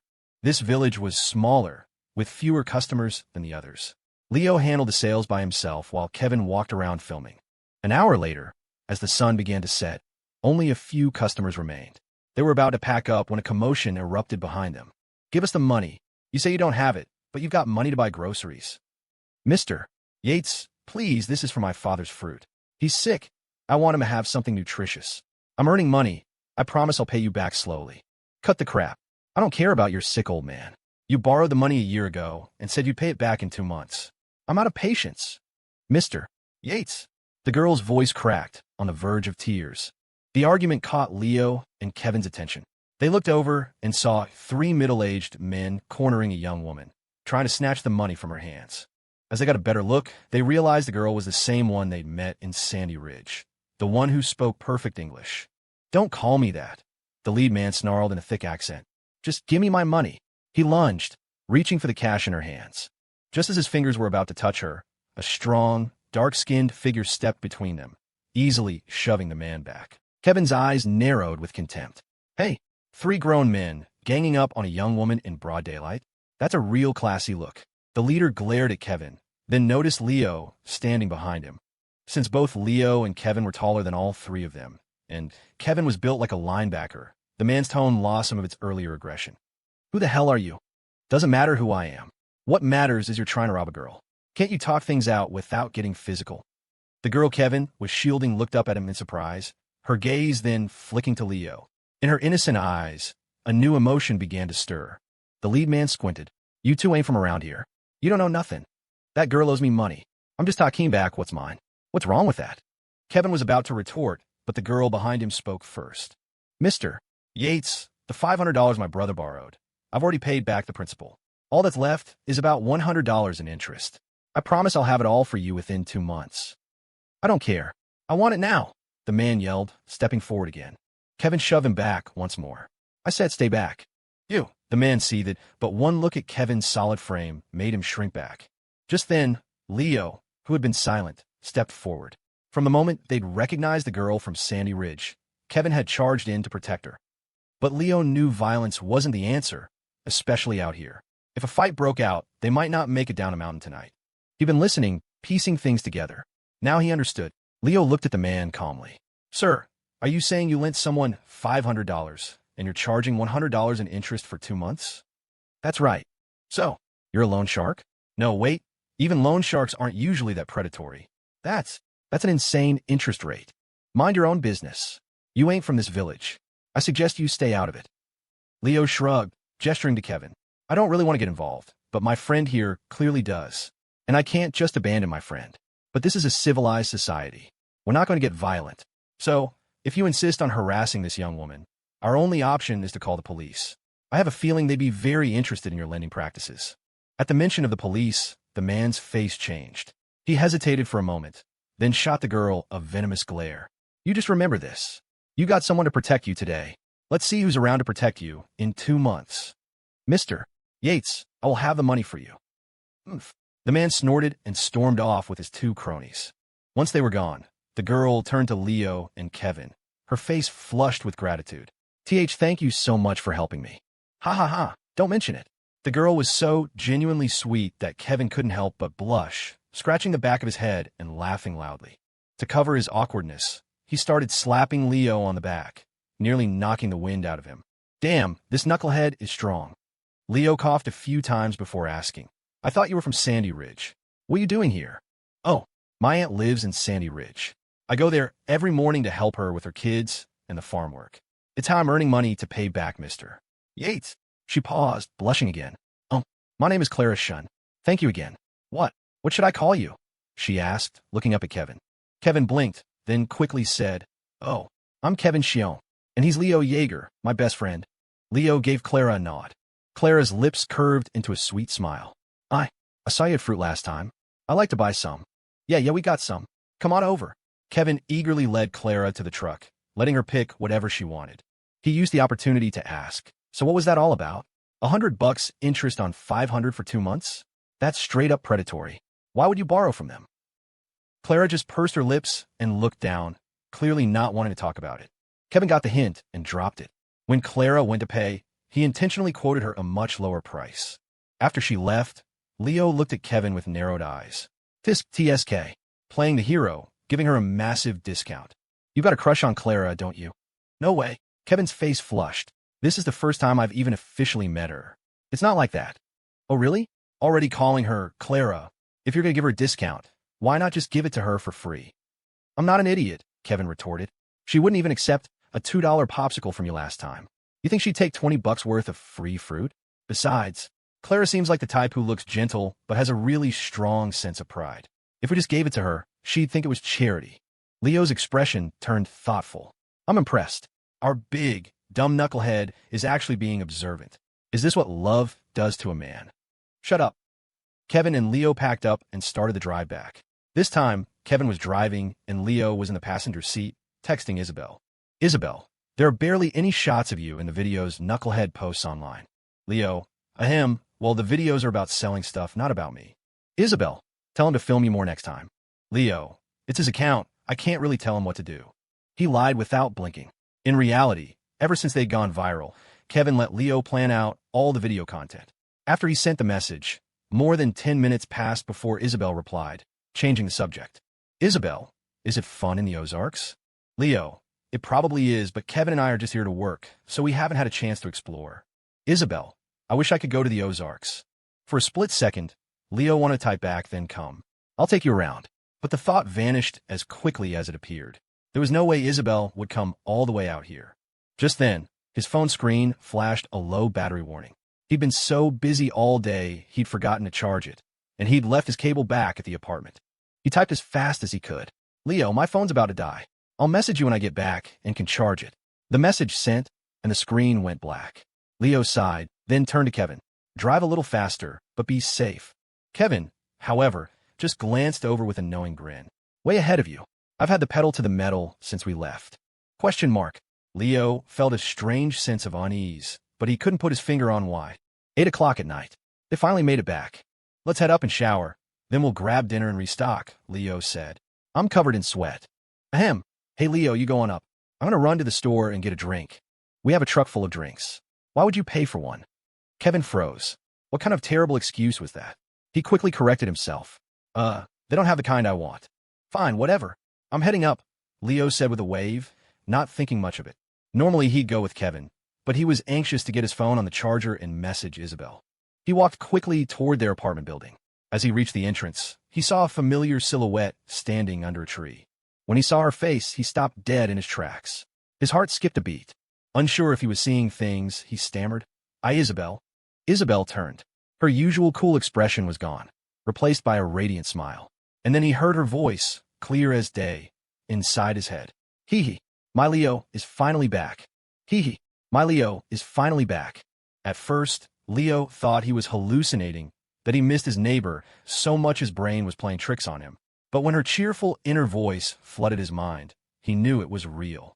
She had secretly come all the way from New York to find him. What are you doing here? Leo asked, his mind still reeling. Isabelle didn't answer. Instead, with her hands clasped behind her back, she closed the distance between them, a playful smile on her face. When she was only a step away, she leaned in slightly, and the clean, fresh scent of her perfume washed over him.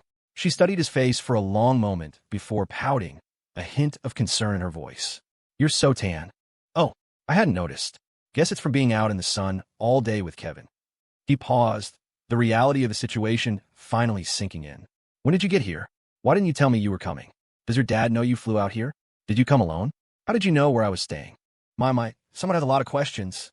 Isabelle's inner voice chirped, clearly delighted. She loved how urgently he cared. Her smile remained. I left this afternoon.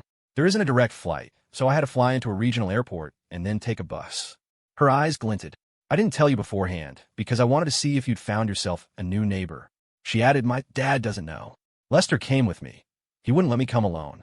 And you, silly, you shared your location with me the day you got here. Listening to her answers, Leo felt a complex wave of emotions. Surprise, gratitude, and something else he couldn't quite name. He'd honestly believed that their goodbye at the airport might have been the last time they'd see each other, unless he made the trip to New York. Despite their constant texting, he figured time and distance would eventually wear them down into strangers. He never imagined she would be the one to cross that distance. Damn it, he thought. Is this the power of money? Just casually hopping on a plane to find me. Damn rich girl neighbor. He wiped a bead of sweat from his forehead. Look, I'm really grimy. Let me just run upstairs and take a quick shower, and then I'll take you to get something to eat. I'll be fast, 10 minutes max. Can you wait here? Isabelle's eyes dropped. Oh, she said, her voice flat. Ugh, why isn't he taking me up with him? We haven't seen each other in forever, and he's already kicking me out of his house. Hearing her thoughts, Leo coughed. It's just that Kevin and I are renting the place together, and it's not as clean as my old apartment. I'm worried you won't be comfortable. I don't mind, Isabelle said coolly. Well, if it's too much trouble, I can wait here, she said, her face a perfect mask of indifference. She then added, it's fine. I'm sure the mosquitoes out here aren't that bad. Don't worry about me. Leo's eye twitched. Okay, she is definitely being passive-aggressive right now. You didn't have to say that. Now if I leave you down here to get eaten alive, I'm going to look like a total jerk. I wasn't thinking that, she said, turning her head away. She looked so perfectly composed you'd never guess she was lying. All right, if you really don't mind, come on up. Kevin went to buy a drink. He should be back soon. He led her upstairs. The apartment was bare bones. One main room with 2 single beds, a tiny kitchen, and a bathroom. There was almost no furniture, a far cry from his clean, organized place at the Maplewood. But Isabelle looked around with genuine curiosity, not a hint of disdain in her eyes. She walked to the window, gazing at the unfamiliar but lively street below. I've never seen an apartment like this, she said, turning back to Leo. It's very different from New York. Different how? Isabelle pursed her lips. It's small, but in a cute way. Leo stumbled, nearly falling over.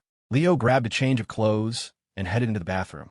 He broke his personal speed record, finishing his shower in well under 10 minutes. He expected to find Isabelle sitting patiently on the bed, since there was nothing in the room to hold her interest. He couldn't have been more wrong. When he stepped out, the room was noticeably tidier. Isabelle was holding a mop, swishing it across the floor. The sight left Leo speechless. He couldn't wrap his head around it. Isabelle Thornton, heiress to a fortune, mopping the floor of a tiny, cheap rental apartment without a second thought. If anyone from their old class at Northwood High saw this, their brains would melt. It was like a scene from a science fiction movie. Don't do that. I can get it. You came all this way to see me. I can't have you cleaning up my messes. Isabelle just shook her head, continuing to mop. It's okay. I've never mopped before. I wanted to try. I need to practice this stuff when I get home, she thought. I don't think I'm doing as good a job as the housekeepers. What if Leo thinks I'm bad at it? QEQ. Leo fell silent again. She had never done this before. Suddenly, a warmth spread through his chest, a feeling completely different from the summer heat. He was seeing a new Isabelle, one who was willing to let go of her pride for him, one who was willing to try things she'd never dreamed of doing. A girl next door. A few minutes later, Isabelle finished, a light sheen of perspiration on her forehead. She wiped it away with the back of her hand and smiled at Leo. Pretty good, right? Amazing, he said. Come on, let's go get some barbecue. I'm guessing with your dad around, you don't get to eat that much in New York. At the word barbecue, Isabelle's eyes lit up. She nodded enthusiastically. Leo, you're a good person. She slung her purse over her shoulder and followed him, a bounce in her step. But just as Leo opened the door, a dark figure stumbled and fell flat on his face inside the apartment. Oof, Kevin yelped, scrambling to his feet. He rubbed his backside, looking flustered and guilty. Hey, Leo, you should warn a guy before you open the door. I was just about to knock. Then his eyes landed on Isabelle, and he feigned a look of utter shock. Whoa, Isabelle, what are you doing here? What a coincidence. Leo just smirked, seeing right through Kevin, who might as well have had "I was eavesdropping" tattooed on his forehead. So that's why you had to go buy a drink. Nice try. At a food truck park serving barbecue. While Isabelle was in the restroom, Leo, having placed their order, crossed his arms and fixed Kevin with a death stare. All right, confess. How did you know Isabelle was coming? WH, what are you talking about? I didn't know. I was just coming back from a store and ran into you guys. Kevin, Leo said, his voice low and dangerous. We've been friends our whole lives. We're so close we might as well have shared a crib. I know what you're thinking before you do. So, start talking. Have you and Isabelle been in contact since she left for New York? No, absolutely not. Kevin denied it instantly, his expression rock solid. If you weren't in contact, how did you coincidentally decide to go buy a drink right when we were getting back? And how did you coincidentally start driving so much faster on the way home? And how were you coincidentally right outside the door when I opened it? Well, Kevin opened and closed his mouth several times, unable to conjure a believable excuse. Finally, he sighed in defeat. Okay, fine. I admit I talked to her beforehand, but only once. I just knew she was planning a surprise for you today. That's it. I don't know anything else. You sure? Leo stared into Kevin's eyes, searching for any sign of a lie. But this time, Kevin met his gaze without flinching. I'm sure. All right, I believe you. So how did you contact her? The class Discord. I knew which user was hers, and even though we're not friends, you can still send a private message to someone in the same server. She just told me she was planning a surprise and asked me not to go upstairs with you. I figured it was for my best bro's happiness, so of course I agreed. Besides, Kevin added, you know what Isabelle's like. You really think she's the type to be secretly texting me all the time? Come on. Leo paused. Thinking about it, Kevin had a point. It didn't seem like something Isabelle would do. Just to be sure, he pulled out his phone, which was now charged, and checked the class Discord server. Sure enough, Isabelle was listed as a member. Kevin's story was plausible, the logic was sound. Fine, Leo conceded. But don't let it happen again. One more act of treason, and you're out of the family. I know, Godfather. It won't happen again. As he watched Kevin's earnest performance, Leo thought to himself, yeah, that makes sense. The guy Isabelle calls a big dumb knucklehead isn't smart enough to secretly coordinate with her and sell me out. Meanwhile, under the table, Kevin was sweating bullets. Phew, that was close. Good thing Isabelle anticipated this. Her advice was genius.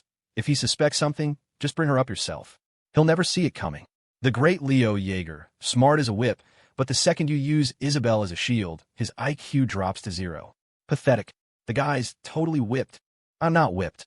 And as his good neighbor, is there a problem with me coming to visit Leo? Isabelle said, her expression neutral as she returned to the table and started eating a skewer. Leo nodded seriously. No problem at all. Question mark. Kevin just sneered at their synchronized performance. Unbelievable. A matched set of liars. Leo picked up the best-looking piece of grilled chicken from the platter and placed it in Isabelle's bowl. So, how long are you staying? I have to be back in New York the day after tomorrow. I snuck out while my dad is on a business trip. A flicker of disappointment passed through Leo, but he kept his smile in place. Okay, Kevin, we're taking tomorrow off. I'm going to play host and show my good neighbor around. Play host. Host of what? We're both from Crestview. And who was it that said, just a few days ago, that we couldn't take a single day off, that we had a duty to liberate every last dollar from the pockets of these poor villagers? But after a week of hard labor, Kevin was more than ready for a day off to see the sights. He didn't call Leo out, instead asking eagerly, cool, where are we going? Leo gave him a baffled look. Will you drop on your head? I'm taking my neighbor out. What's it got to do with you? Question mark. Kevin stared at him in disbelief. So, love really does fade, huh? Isabelle couldn't help but laugh. A sparkle lit up her eyes. You don't have to take me anywhere special, she said softly. More than the tourist spots, I want to experience what you guys do here every day. Huh? We just drive a truck around in the hot sun selling snacks. You've seen in the TikTok videos. I want to try, she said, her eyes wide with anticipation. Leo thought she was joking and agreed without thinking. But her next words made him realize she was serious. Okay, so what time do we leave tomorrow morning? If only there was a way to make Knucklehead stay home tomorrow, she thought. It will be just me and Leo again. Hey, Knucklehead, maybe you should come down with a fever tomorrow. Hearing her inner voice, Leo knew this wasn't a joke. She was for real, but then he considered it, and it made perfect sense for her. She'd lived her whole life in a gilded cage. Of course she'd be curious about something so rugged and real. After all, she'd been thrilled to play Monopoly for the first time at the lounge. All right, he said, but the sun is brutal. We'll have to get you a sun shirt and some sunscreen first. Your skin is too delicate. You'll get burned. Okay. Leo is so thoughtful. She swooned internally. A thoughtful man is a dangerous man. Damn him. Kevin, busy eating, overheard the exchange, and his eyes went wide. Delicate skin? How does Leo know Isabelle's skin is delicate? What the hell have those two been up to behind my back? After finishing their greasy food truck barbecue, the three of them walked out into the night. It was already 11. We have to go restock the truck for tomorrow, Leo said, turning to Isabelle. Where's your hotel? I'll walk you there. Lester booked one, but I haven't checked in. Well, you should probably stay in the same hotel as him. We can't have you wandering around alone. The old man would have a heart attack. Isabelle pursed her lips, her eyes narrowing slightly as she looked at Leo, her expression unreadable. I'm not going to find Lester. Why not? Leo asked instinctively. Isabelle's face became cool and distant. She pointed across the street at a generic-looking motel, her voice flat. I want to go there. With you.